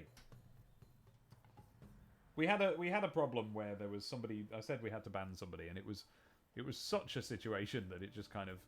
I didn't really find the energy to do streams for a while after that. But we're all back now. It's all back. We've got, thanks to Siege Feathers, we've got the. Oh look, a dead pig. Thanks to Siege Feathers, we've got Final Fantasy VI up and running again. And hell, there's going to be time for plenty of those streams soon. When shall I do the next one of those? What day is it today? Sunday? Well, I'm not going to go on record saying I'll do it tomorrow, because I probably won't. But Tuesday, we can do one. Yeah, go on. Why not? Oh dear, I'm worried. I'm getting the crackly wires out of my headphones. And this wire is sort of attached to... Is it part of the headphones, or... Ah, no, it detaches. Perfect, I can replace that. Oh, brilliant. Oh, absolutely fantastic. I've got this wire here, which is just a normal headphone splitter. And it's what we use when... when we're doing a podcast where there's two of us in the room here and someone on Skype. So when we're doing Something Comic the podcast and it's me and Abby, we'll have our headphones plugged into this headphone splitter, and Chris will be, at home by himself. And we did that the other day, and we realised that this wire is now so broken, and that it you have to hold it in a certain position to make one of these cables produce sound at all, which does explain what was going on when Jahan was here for the Sonic movie podcast, and he basically couldn't hear Chris almost at all, and he was really struggling. It's because we weren't holding that wire in position, so I'm going to have to replace that as soon as possible. Oh, where are you gonna find it now that Maplins has gone? Well, quite. Exactly. It's going to have to be... Well, actually not quite. This one, as it happens, is really easy. You can get them in Asda. But, my cables have all been off eBay for the longest time, which is not really an inconvenience particularly. The problem that I have with Maplins is that, I'm sure I've told many of you this story, but here we go again. For years, when there was a thunderstorm, I would scoff at the idea of turning off a computer. Who turns off their computer during a thunderstorm? And I would continue using my computer. And then one day, there I was using it during a thunderstorm, and Boocha! It struck the building. And I remember shooting, the computer went off, and I was up against the back wall. I jumped so hard back that my whole chair had rolled me all the way to the back wall. And I just sat there in a daze, and turned the computer back on again, and it still worked, but it didn't have internet connection anymore. And so it turns out that what had happened, and also our router was broken, so it turned out what had happened is that, yes, the building had been struck by lightning, or at least the cable that goes into the building had been struck by lightning, and it had come through the broadband port in the wall and into the router, whereby most of it had been eaten up, and then a bit had gone into the motherboard, and it just popped the network bit of a motherboard. I don't know what the word for bit of a motherboard is, but it had popped that. So I had to go to Maplin, and there was one about somewhere between 3/4 of an hour and an hour's walk from where I sit right now. I don't know why I'm talking about how far it is to walk, because I went on the bus. It's about 20 minutes. And I went in and I got myself a network card for, I remember, £11. Came home, opened the box up, plugged it in, done. And then that motherboard became old and I wasn't using it anymore. And I... well, look what I'm doing. I'm not paying enough attention here. I've got a gold mine. I've got a coal mine. But I haven't got anything that makes gold or coal out of those things. I'll tell you about lightning in just a moment. Iron smelt... No, I haven't got any iron. Mint. Yeah, mint. That's where they do gold, isn't it? At a mint. I'm sure we're going to find out that I need something other than coal, but let's see. And then meanwhile, I was making a windmill. There it is. And so near to the windmill, I can make a bakery. That'll be lovely. So, that motherboard became old and got replaced. And the new motherboard didn't need a network card, of course. And there was a storm. And I'd given... meanwhile, I'd made... Using the old motherboard, I made a computer to give to my brother, which was an out-of-date computer, but he didn't have one. And that had the network card in, so I didn't have that anymore. So I was like, right, well, from now on, I'm going to be careful. And whenever there was a thunderstorm, then not only were the plugs off, but the broadband was out of the wall, and that's what I still do. And one week there was a lot of thunderstorms. I was very annoyed because I was trying to work on something. It was something I was needed to do. Get off. And but I dutifully switched off the computer, and it didn't get struck by lightning, and everything was fine.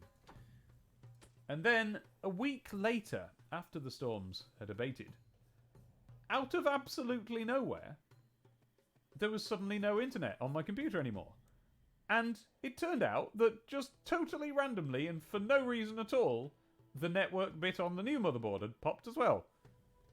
A week after the storms. And I was like, if I'd have known that was going to happen, I wouldn't have turned the computer off during the storms, and I would have been able to carry on doing the things that I was doing that I was annoyed at, that I had to switch off the computer for.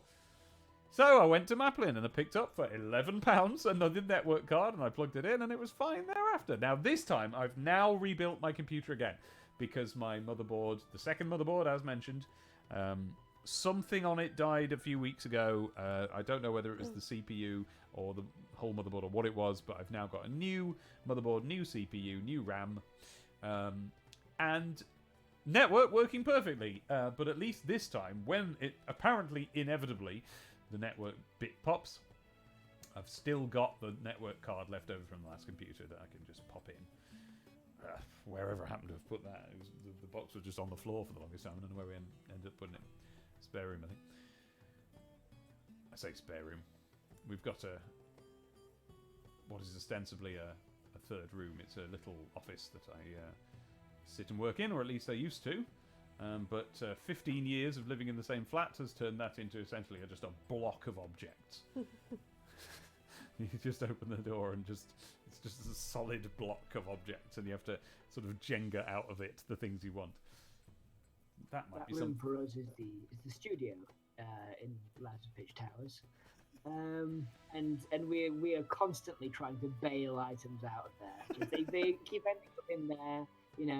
Items for like letters that need shredding, or like bits and bobs and kind of objet d'art sort of stuff, and just slowly all migrates in there, and we just keep having to go. We need to put this somewhere else in the house, otherwise we're never going to be able to use this room again. Yes. We're on that breaking point at all times. Yeah. Well, we've passed that point. And I can tell you the exact moment at which I passed it. You know how in my YouTube videos I have a bookshelves backdrop? I wonder if you can see any of it. Yes, you can see a little bit of it in the background here. Well, but that's made up of 3 bookshelves, one of which was in this little room, and the other 2 were in the bedroom. And one day I just thought, oh, I want to make a YouTube backdrop. So I moved them all into here and started putting books on them. And unfortunately, I made the decision that day, and this was a mistake, that everything that had already been on those shelves was coming off to be made into a, like a display bookshelf that I wanted to be the background in my YouTube videos. So I was putting my favourite books on it. So now it's just rammed full with any books that we've accrued over the intervening years. But as a result of that, we now have a rest of the flat full of cardboard boxes full of the gubbins that used to be on the shelves before I pulled them apart to move them in here. And then now they're full again. So there's, it's not as if I can do anything about it now. So we are going to have to find our way towards eBay or, charity shops or whatever with a number of objects. And over the years, I've proven too lazy to do that. You're telling me there's not just another flat next door that's just slightly bigger? You could just move everything in and put them all in the same places, but just have 1 square foot more. That would be delightful. Oh, that would be delightful, but no. And well, there are flats in the building, but as we've previously established, all of the people living in them are nice, so I'm not going to take their flats away from them. But that's a shame, because yes, that would be the ideal solution. Would be to I'm not going to say kill my neighbours, but, if my neighbours were to perish naturally, then simply to prevent anyone from finding out, knock the wall through silently and just have a bigger flat that spans the entirety of the floor. I'd love that. Not the part about the dying neighbour, but God, imagine if we could get hold of the neighbouring flat on our floor, put the wall through, and then just have a massive flat. That would be so great. I'd love that. That'd be so exciting. That'd be a dream come true. I love the picture you paint of, as if this is the way that you acquire a flat. Yeah. Is by someone dying and then secretly hermit crabbing your. Yeah, pretty much. Oh yeah, because because I would. Because I was actually factoring in that we would have to somehow get the money for it to pay the rent for 2 flats. That was in my equation. I didn't have a solution for how we would do that, but I at least acknowledged it would have to be done. So I don't know where I got to the part where anyone would have to die to facilitate this. Oops, I clicked out of the game again. Yeah, under those circumstances, we could simply take on the lease from the neighbour when they move out. So that's what I'll now change it to. It's that what I'd like is for our landlady to buy the flat opposite ours.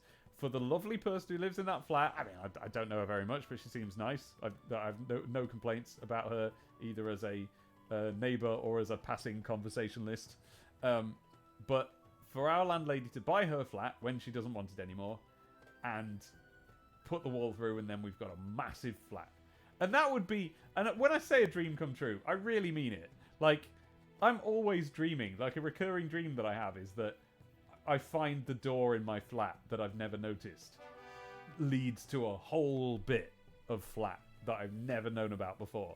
And it's like, oh, yes, wow. Now everything's brilliant.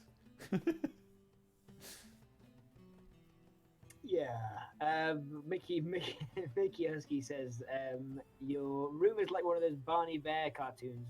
A bowling ball will fall down and hit you on the head every time you... Yeah, pretty much, yeah.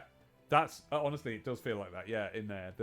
There really is stuff up at the top that really could fall on people's heads in quite a dangerous way.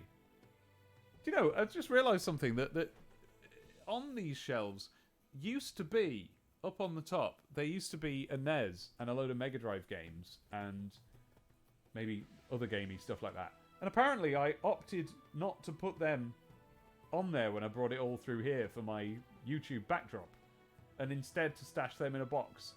So even though those would be exactly the sort of thing you would expect to find in a YouTube background, is a NES and some Mega Drive games, I guess I found that too obvious. Have you noticed, by the way, that some of these roads have turned into little stone roads automatically? And now, instead of a little man on them, they've got a little donkey on them. Whoops, whoops, whoops. There goes the donkey, look. I'd assumed we'd been watching. I think put the stone down themselves. I thought I'd seen that. Well, they may have put the stone down themselves, but I didn't do it. Is the point? I didn't select the road see, yes. and make. It's possible they did. I don't know. But yeah, there are other Settlers games where you have to do it yourself and go like, I want that road to be a stone road because that'll be faster. But this isn't one of those. It just happens automatically because this is a relaxed game and everything's quite nice. Or at least it is in this perhaps ill-advised free-play game. As I say, next time I stream this game, which will be soon, I'm going to be playing the campaign. So there'll be actual challenges and things I'm supposed to do. In the version we're playing now, you're just putting little buildings down and seeing what happens. Just putting little houses down, seeing what they're doing. Then what happens in this one? That's the butcher's shop. I wonder if we're going to see some butching. Let's have a look, shall we? Get a good look at it, get a good angle on it. What's he scooped up? Oh, a little bucket of water. Now, as I remember in Settlers 2, yeah, the butchers they had a fight with the pig inside, right? There was like didn't the whole place sort of like rock, and as if there was the pig was putting up a. They do that in Settlers 7. I can't remember what they do in Settlers 2. That's the one where it's very cartoony and boingy. It might be that. Yeah, that might be what I'm thinking of. You might have done a stream of that. I just remember, at least there was a slaughterhouse, I think, where it just seemed like that pig is not going out without a fight. Yeah. And I quite enjoyed that. Yeah, that's. Yeah, I think you're thinking of Settlers 7, which was a 3D one, and it was. That's such a good game. That's a very good game. We'll be doing some streams of that. We will, because here we are. We've been talking seriously earlier on in the stream, and I might be avoiding that from now on because it was nice to get out, but the purpose of a lot of this is to just provide something nice, and the Settlers games do that. There's nothing that happens in the Settlers games that isn't nice, apart from what we're looking at now, which is the cutting up of a pig. But look, it was done very gently, and you just saw the back of the guy, and he kind of wiggled his blade on the table a bit, and that was that. Not very interesting to look at. What I like about Settlers games is seeing all of the stuff. Oh, what's that? Oh, it's a gold coin. I thought it was a quiche. He's got a gold coin that I thought was a quiche. That's a massive coin. It's enormous, isn't it? Oh, there's not much of a lag then. A little bit, but like as you said, it's a gold coin for the second time. Tell me when you see the donkey take the coin. Donkey's just taking the coin. That's no lag. That's almost no lag. That's like less than 15 seconds. Brilliant. Because normally I'm used to it being 30 to a minute. Does that mean I've sacrificed something? Is there a bad frame rate or something like that? I don't know. Maybe compression stuff going on, but there's not a lot happening. Yeah. Oh. Yeah, it's nice to see them just going about their business. I think what's quite nice about taking a little this size look at everything. And I know this is a bit like navel gazing, I suppose, but they say that there's this number of people that we can hold in our heads, of real people we can think of as real at any one time. It's supposedly like this evolutionary number that would make up the size of a settlement that we can, the community that we can have in our brains. Oh wow! And again, I'm really. This is me saying things that I've read in articles a long time ago and don't have any sources for. So I'm sorry if this has all been debunked. But they say that that's the case. And I think this, looking at it, I'm circling Settlers with my mouse as if that's going to show. This whole scenario, like this, being able to see all the little jobs of all the little people doing their little things and saying that, like, oh, if something's going wrong, well, there's a slightly bigger bird's eye view to take. Yeah. You can see that it didn't affect the rest of this, that, and the other, and it'll be all right. You can feel like you're in the eye of a storm a little bit sometimes, and I think when you can tell that everyone on the screen in front of you is a person, and they're doing a thing, and they've got their own little story. It's easier to feel good versus the nameless hordes of the internet being so thousands upon thousands of people. Does that then theoretically means that as long as we allow ourselves to acknowledge the existence of, say, Dominic Cummings, we forget a friend that we used to know? It's potential. Whoops. Because we're always forgetting friends, right? I mean, yeah. I've been just today. I was on Facebook, ill-advisedly, but there was something I was supposed to look at there, and I had, I'm bad at Facebook. I don't like it, and I don't really understand it. And its interface is extremely baffling to me. So I've got years and years and years and years of friend requests, and it's getting very difficult to, it's past difficult now to know which of those are from people I went to school with, which is what I use Facebook for, and which of them are, YouTube viewers and things like that. Which I'm usually very happy to interact with on almost any platform, but for some reason Facebook to me is like, that's where my family is, so I don't really want viewers and people who would describe themselves as fans. That's not the place for that, because I don't want my family to really have to deal with my internet nonsense. And people I randomly knew at school, that's just I just compartmentalize in that way. So that's what Facebook's for me. But but I did accept a few friend requests from people who seem like I probably went to school with them, because they have people in common. And honestly, a couple of them I do not know who they are. I don't know who they are. I recognize their name, or at least their first name, and that's. But I don't really know which one of that name they were based on their face, because we all look different now. So I'm hoping to find clues as time goes by as to oh, you were that one. Oh, you were that one.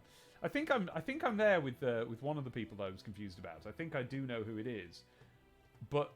What's interesting to me about that, and I don't know if anyone else finds this on Facebook, maybe this is going back to the thing I was saying earlier about people being nice. I don't remember that being a person who liked me. And I don't remember being a person who hated me, but I don't remember it being a person who knew about me, as it were. So it's interesting to get friend requests off people where you're like, well, I know who you are, because I thought you were cool at school, but why do you know who I am? It's a weird one, yeah. We have so many weird kind of connections, especially at school, right? Yeah. So many people I never spoke to in my life. I think at one point, there are certain people I have on my Facebook who, I think in a kind of closing act of some kind of comedy sort of way, I hadn't spoken to all my time, and then in the kind of prom or whatever, I'd gotten drunk and then pretended I was oh, we're best friends sort of thing, right? In that way, and they just looked at me and gone, you've never spoken to me in your life, and then it's just you know what, that's fair enough, and sort of wandered on. But I'm still friends with them on Facebook. It's really strange, and the only reason I remember who they are is because of that one kind of novel situation. Yeah. That I keep replaying. But that's enough, isn't it? That's enough. That's a time. Here's one that I had. I was once. I went to a play that the school were putting on, and this was when I'd only been out of that school for I think about a year or something like that, or maybe 2. Or anyway, it was a little bit after I'd been at that school anyway. But my brother was still there because he's a couple of years younger than me, and so I went to a play there.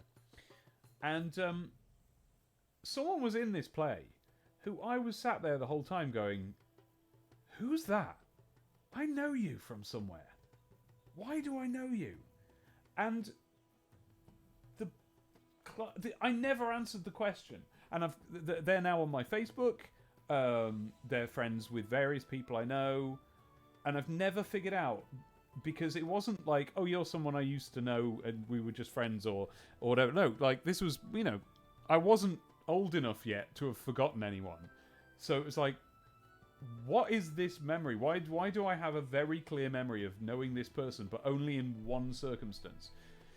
And then I did remember that there was a day when the two of us were lying on that stage, on our backs, like in completely different bits of the stage. We're just like lying on the floor, just having a good laugh, just saying jokes to each other and making each other laugh.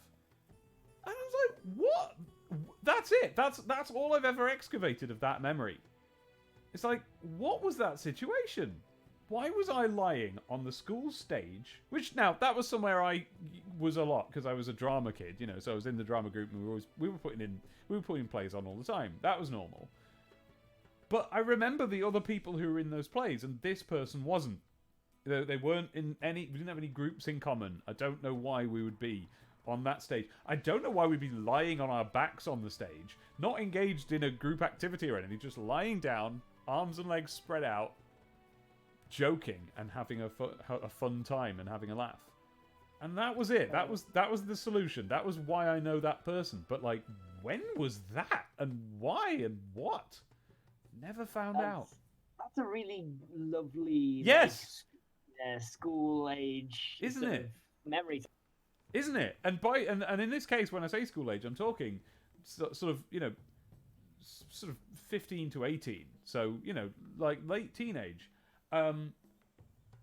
Just the right age to be lying on your back and doing jokes like that. But I don't know what was happening. And of course, I could simply ask them.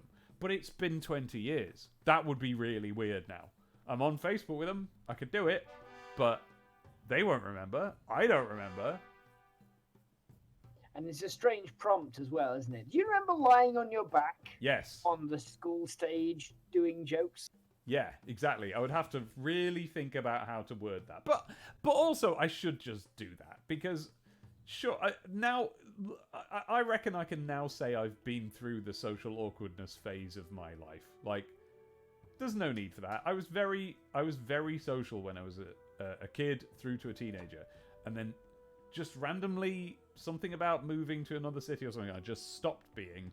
And I was a bit awkward for a while. And I think I'm through that now, and I think that's why I'm back to just randomly talking to people and finding people pleasant. So yeah, I should just contact everyone I can think of and be like, hey, remember this, remember that, because they might remember. What's the other? There was another memory like that I was going to say. Oh, I know what it was. This was a weird one. This is kind of the opposite of that, and this is what we worry about when we're being socially awkward. So this is the sort of thing that can happen. I got a Facebook message from a girl who I went to school with, and well, a girl, you know, a woman. We would have been in our 20s at the time, something like that. Whenever, like a few years after Facebook, anyway, when Facebook was fully established but wasn't brand new. And I got a message off her saying like, "Do you remember me?" And I'm like, yes. But I don't know why.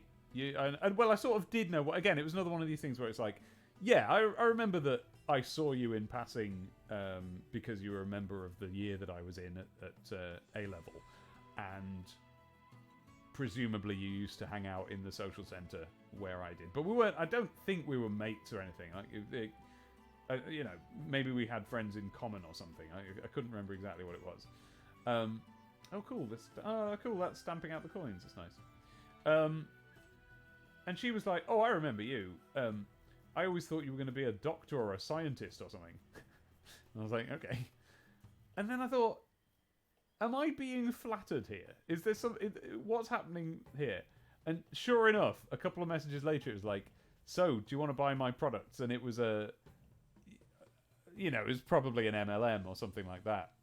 And so that's the downside. You can have that on Facebook. You can. There are people who, for some reason, get in on MLMs a lot on Facebook, and so you can often think you're talking to someone who's being matey because like, "Oh, remember me? We had a good time at school," and it just turns out to be Father Screwy Louie or whatever. But can't complain anyway. Worst things have happened. Yeah, What would be worse? What would be worse is if you were friends with that person and they don't remember and are now just picking you as a random person on Facebook to sell products to. That would be a problem. Yeah, or even you were really, really good friends, and you had this really, like, you had these very, very fond and vivid memories of spending a lot of time with them, and then they go, I can't quite remember why I know you. Where do you remember lying on the I've got stage? A real vague memory of lying on a school stage. It's like we were in 3 shows together, Dave. Yeah, that's what it's going to turn out to be. But the only reason I'm not worried about that, because that, you're like, we joke, but that's a genuine concern, isn't it? But the only reason I'm comfortable with it not being that is because even at the time I was like, oh, what time did we spend together? What was our day that we had? What was it? Which, if that had been someone that I was friends with in any extended way for a long time, I would have been right in the recall zone of that. I mean, you're not a person for whom long-term memory is a problem. This is the thing. I was still well within the time when I formed and retained memories. Those days have passed, but yeah. So yeah, you used all your disk space pretty early there. I did. I filled it all right up. As people who know you in whatever capacity, we all come to terms with the fact that you don't have a great deal of, like, you used a lot of disk space during that time. We get. Yeah. And I mean, you know, I hope you feel suitably flattered that I remember who you are. I mean, you remember who I am. That's good news. Yeah, I can't remember why, but did you get the thing? Did you get the thing off Facebook? The thing off Facebook? I can't remember if it was this morning or yesterday morning, but it is 2 years since we went to Hamilton together. Oh, to the day. That's amazing. I didn't get the thing off Facebook. Yeah. They said, Dave, we want to remind you of this day. And I bristled at first because that's a really annoying feature that Facebook has. Because, like, even though, generally speaking, I don't mind being reminded of my memories. Yeah. Or at least, you know, the trouble is the memories that Facebook is aware of are all roughly the same. You know, I just go about my same day all the time. So it's like, Dave, remember this? And then there's just like a photo of me with just like the same people I'm sitting in the room with at the time, holding the same objects, surrounded by the same surroundings. Yeah. And there's something a bit depressing about that. But for some people, it's like, I think it's pretty famously known that that a lot of people do not want reminding of their past or their recent past. And, like, I mean, I know so many people who are reinventing themselves constantly, and it's, like, brilliant. But they might not want to know. They might not want to be suddenly shown photos of themselves X number of years ago, or the people that they were stuck with at the time. Do you not? No, like, the latest incarnation of myself, that I would say probably, like, post Life's a Pitch Matt, is definitely someone I enjoy being around more than the one previous to that. Yeah. And it's just not like I don't look back and see any photos I'm proud of when they bring that up to me. I don't really. I mean, to be honest, nowadays it's been 5 years. Most of the memories they bring to me are fabricated movie posters by Tom McGrath. But, like, so that's quite nice. That's quite nice. Yeah. I remember that movie we pitched. That was pretty good. Yeah, no, certainly. I think it's just one of these things where, like, some people have, like, look fondly back on the almost recent past. Yeah. You know, my childhood, great. I like childhood photos. They're good fun. I suppose Facebook have just gone with, like, listen, everyone's gonna have some photos they don't like, right? I assume there are some people for whom most of their photos are just a lovely window into the past. Yeah. I think there's too much kind of anxiety bubbling around in me for that to be true. But I think it's for a lot of people, I think that's probably a good feature, just not for me. Yeah, maybe it is. Hopefully it is. It must be, otherwise they wouldn't persist in it. But now, I've never made any significant transformation whatsoever. So I think really the only difference between a photo of me from any given number of years ago and now, if it's in my adult life, is that you can measure it based on when I started to comb my hair, basically. there's well, not comb my hair, but like do anything to it at all. That's it. That's really the only difference that there ever is in photos of me. So that's not really of much interest to me. But often people have hair eras. They're sometimes fun to look back on. There was a time of my childhood, and like I would say probably around the 2000 time, when I had a fully kind of buzzed shortcut hair. No, you never. I did, yeah, absolutely. Didn't have any hair on me on my head apart from I wasn't Patrick Stewart, no. But it was that quite well. Patrick Name Stewart. me one person who's Patrick Stewart. Well, Michael. Dawn. Michael Birdington from Kelsey is actually, you'd be surprised, is actually Patrick Stewart. Oh, right. Okay, I never knew that. He's actually, we discovered in an independent study, we discovered he's more like Patrick Stewart than Patrick Stewart himself. All right. That's one person's Patrick Stewart. and number one will surprise you. It's not who you think. Actually, I'm sure I saw somewhere. Wait, was this a secret I'm not supposed to say out loud? I can't remember where I saw this. Okay, maybe that protects it against being a problem. But I'm not privy to any information, so I can't imagine who would be upset. But I think I saw somewhere that there was a casting call for young Picard recently, and it didn't say in what. Whether it'll be, in the Picard show in a flashback. Maybe that's already happened, because I'm not up to date on my Picard show. Or maybe it's even going to be in Discovery or something. But I mean, yeah, I would be thrilled if they did what's it called, Kelvinverse. Yeah. The one the J.J. Abrams initiated universe.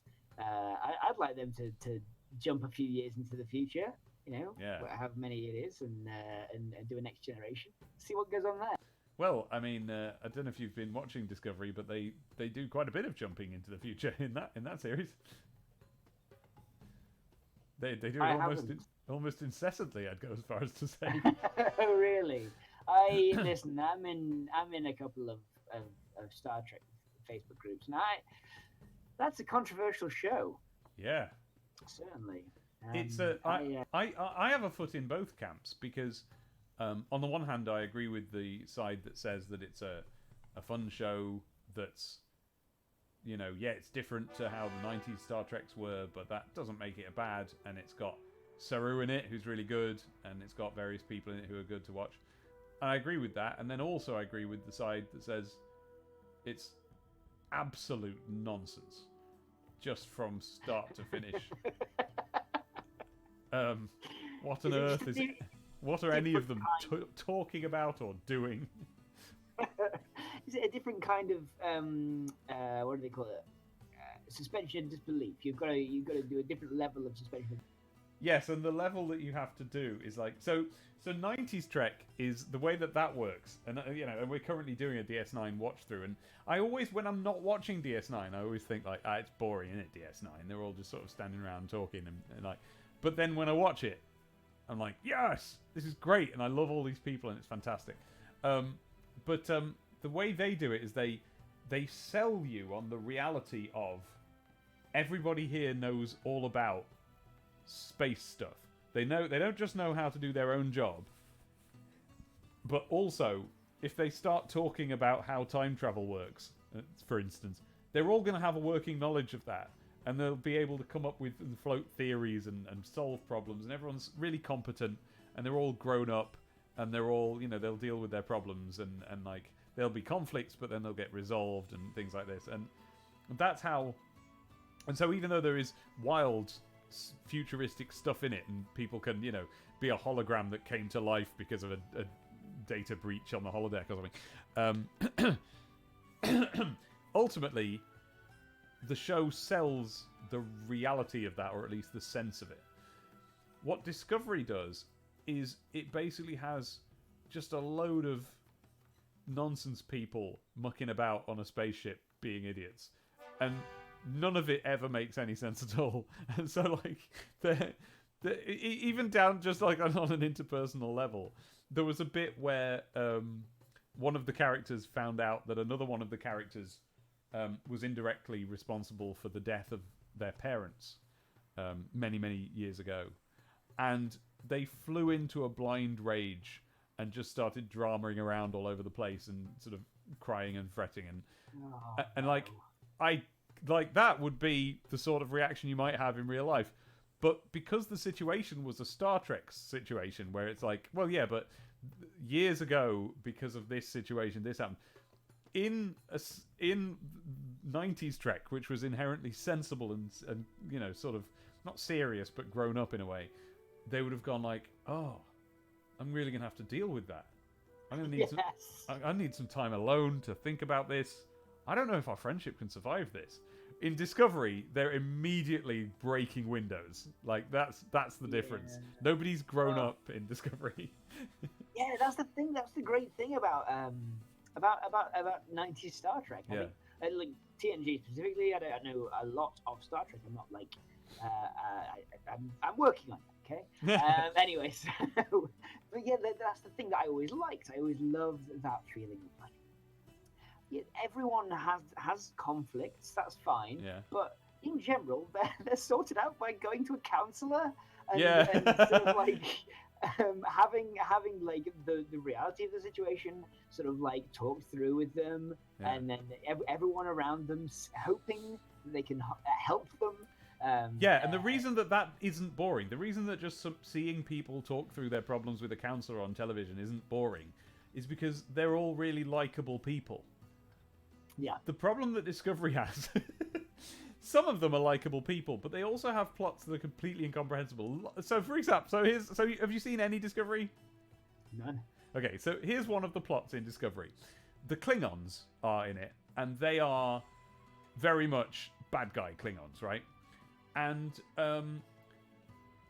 one guy who's a super duper bad guy, really bad guy Klingon, is also a human who is one of the people on the Starship Discovery, because he's secretly a human. And I can't remember how that is. It might be one of those things where, you can disguise yourself as a Bajoran by putting a bit of knobbly on your nose or whatever. It's that sort of thing, or something. Anyway, so this Klingon is also a human, but then I think at some point both versions of the person maybe exist, or maybe it's like a Gollum style thing where he's switching between the evil Klingon version of himself and the human version of himself. Right. And when all is said and done, he just carries on being a member of the cast in a way that, like, in a previous Star Trek, if there'd been a storyline where someone was for a while on another side, it would make sense why they're now a member of the crew and it's fine. But in this, they just carry on. What it reminds me of the most is, do you remember how in Harry Potter you spend a whole book meeting the character of Mad-Eye Moody, or a whole film, and the kids are friends with him and they meet him and they learn about him and like they get to know him. Bad man into a weasel. Yeah, that's a good bit. Is that a student? That bit, that's a good bit. But then, at the end, it turns out that all along it was David Tennant in disguise as him, and the real version of him has been sort of trapped down a well or something. Yeah. And then in the next book, it's like they go back to school and they're just like, all right, Mad Eye, and all of the learning about him, all of the getting to know him and relationship building that we went through in the previous book, it's assumed that happened, but with the real version of him. But it didn't. That wasn't him. And I honestly think that she forgot when she wrote the book that they don't know him, because that's the only way to justify or explain how it's presented. Well, it's like that in Discovery. Like, all of the stuff to do with that guy just being evil is like, now he's just a member of the ship. And every time someone brings it up and he's like, wait a minute, isn't that guy an evil Klingon? It becomes this moment of drama between him and one of the main characters who are like, oh, they'll never understand. And I'm like, yeah, but I don't understand. Yeah, you haven't told me what it is. And he then... But I get the sense that you're supposed to think that he was this innocent human, even though he was literally a Klingon in disguise. Maybe that somehow created a new man who is a real human and is innocent. That man, I think that's what it is. That man then goes to join evil Starfleet. And there's an evil Starfleet, which is like Section 31, and they're the secret PSYOPs Starfleet. Right. And they keep showing up. And every time they do, everyone's like, oh no, the evil Starfleet. Oh, we don't want them on the ship. And he's there, and he's going like, hi, it's me, I'm back. And everyone's like, oh, it's you, we like you. It's a shame you're in evil Starfleet. And I'm like, he was evil! What? He was evil, and then he went and joined evil Starfleet. What about this? Why am I supposed to think this is a good guy that I like? And why am I supposed to tolerate him being in the ship? Get rid of him! So... it's stupid, but at the same time, it's also really enjoyable in that way that Lost was, where, like, yeah, you knew it was all total nonsense and nothing was ever going to come to anything, and then at the end it didn't. But during it, there were plenty of episodes you enjoyed. Okay. Well, it's kind of like that. That's sort of what Discovery feels like. And among the good things is, like, the Enterprise shows up, and it's got Captain Pike, and he's brilliant. Oh, okay. And, like... you know, all the way through season 2, Spock is in it, and he's a main character. But the Spock that they've gone with is it's not Leonard Nimoy, and it's not Zachary Quinto. It's another one. It's just another bloke. Is it the guy from the LCD game you told me about? Yeah, that's right. Time ago? Well, the one that goes, "That's not logical." That's the one. Yeah. He's just a guy with like a big beard and loads of hair. He's like, I hardly want to say it because I imagine among Star Trek discourse, this is an old tired meme, but he is hipster Spock. That's what we're given. He doesn't look like Spock. He's got loads of emotions that he's constantly reacting to, and it doesn't make any sense and it isn't explained. And I think in the long run, if you get all the way to the end of the series, like, he'll then be Spock. I think that's what they're going for, because Pike is there, and that's where we first saw Spock on the bridge with Pike. I think that's what they're building to. I haven't finished the season yet, but like, yeah, the watching Discovery is just this. It's this odd because you do like a lot of the people, and you don't know what they're going on about, but you stick with it just to find out how nuts it's going to get next. And I honestly don't know how much of that is what I'm supposed to be responding to or not. But I have two questions. Yeah. Firstly, is this thing written by the team that wrote Kingdom Hearts? Because it very much sounds like it. It feels like it. People are being in disguise as people, but then somehow that creating a new person in and of themselves, and then the people who were in disguise being completely blameless in the situation of being disguised in it sounds very Kingdom Hearts. Now that you mention it, yes, I have been told that story before, and it is like that. The second question is, what is the sparkly bit to the? I've been wondering this flipping ages. There's a sparkly. Do you mean on the mountains? On the mountains, the sparkly mountain boy. I think. So, guide me. I'll start where I am. Where do you think it was? It's on the western sort of wing of the mountain to your top upper right. So if you go northeast, you get a mountain there. Here. Now, you're not going to see the sparkly bit because it happens randomly. Okay. So don't worry if it's not there. But it was around that log, that flipping. That fallen tree there. Where that deer's Right.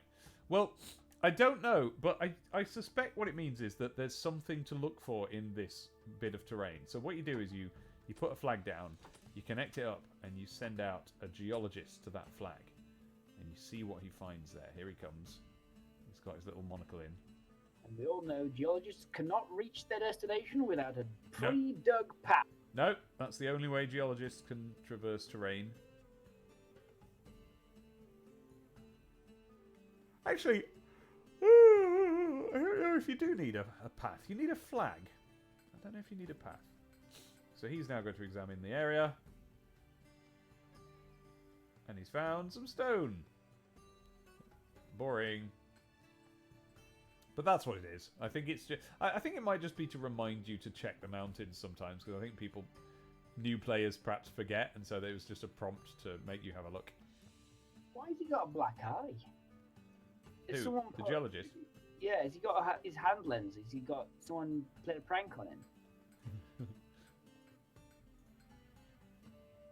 It's not. It's his monocle.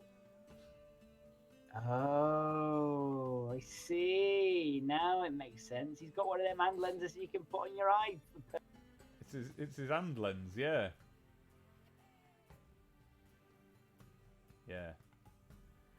Oh, well, I think I might be too sleepy to play any more of this now, so that might be it for the Settlers anniversary. But as I say, I'll do another stream or two where I'm having to go at the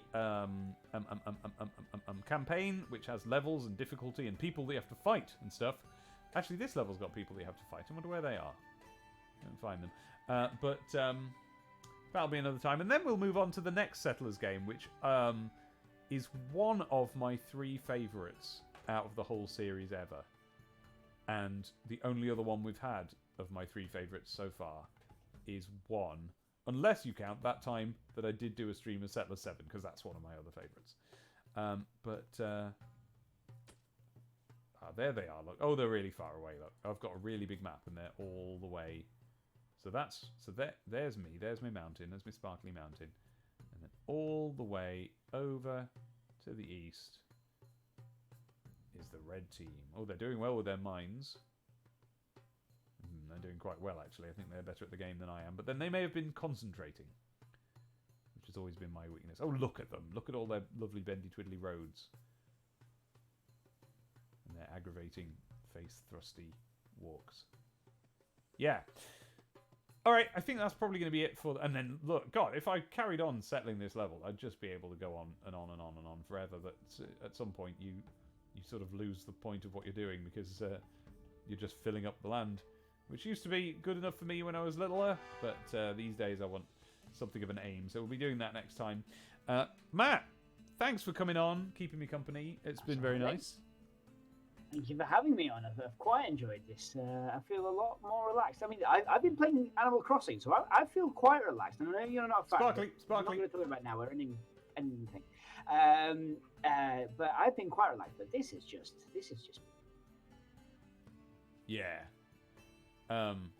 It's what we've done is we've just had a little phone call really with some sort of pastoral visuals, and I think we'll have some more of those moving forwards. It's been very nice. This is the sort of stream that I want to do in the coming weeks because, you know, just have people sitting and chatting. Yeah, we've got time on our hands now. Yeah. Something that everyone felt that they didn't for a while, and yeah, it's going to be a different change of pace. Maybe we can be like the Settlers. Yeah, right. Sort of just toddle up. Well, you're either you're quite persistently and consistently letting go of the push to talk too soon, or push to talk cuts off a little bit before in retrospect. It's probably, let's be honest, it's definitely the former. Yeah. So I didn't hear the end of what you were saying there. Maybe we can be like the Settlers and just toddle along. Yeah, Siege says it was like a podcast, and it was like a podcast. Mickey's just been listening. Siege has been playing some Sonic 3 and Knuckles for the past hour or so, zoned out. Oh, that's nice. Might do a bit of that myself. Bothers McBitey has enjoyed this podcast. Yeah, there you go. That's the sort of thing we want, isn't it? Yeah, it's all I know how to do, Dave, to be honest. Yeah, same. So, right. Well, there's been a conspicuous absence of Abby for the last several minutes, so I'm going to go and see where she is and if she's fallen asleep. And then we shall see each other again. I don't know why I found that sinister, but we shall see each other again. But we shall, and there'll be more of this, and there'll be even nicer settlers still to come. Just you wait. Just hold on a minute. There's going to be some really nice settlers coming up. We're going to see some settlers that make sausages and dance together. It's going to be great. Look at this cross-patched little rabbit down here. This little cross-patch face. That's Crosspatch the rabbit. Okay. Bye, there he goes. Bye, everybody. That's the end of that stream. Whoa. That's the end of that stream. And I'm going to press the off button now. And I will see you, if not tomorrow, then Tuesday night for a bit more Final Fantasy VI. Oh, that'll be nice. Bye, everyone.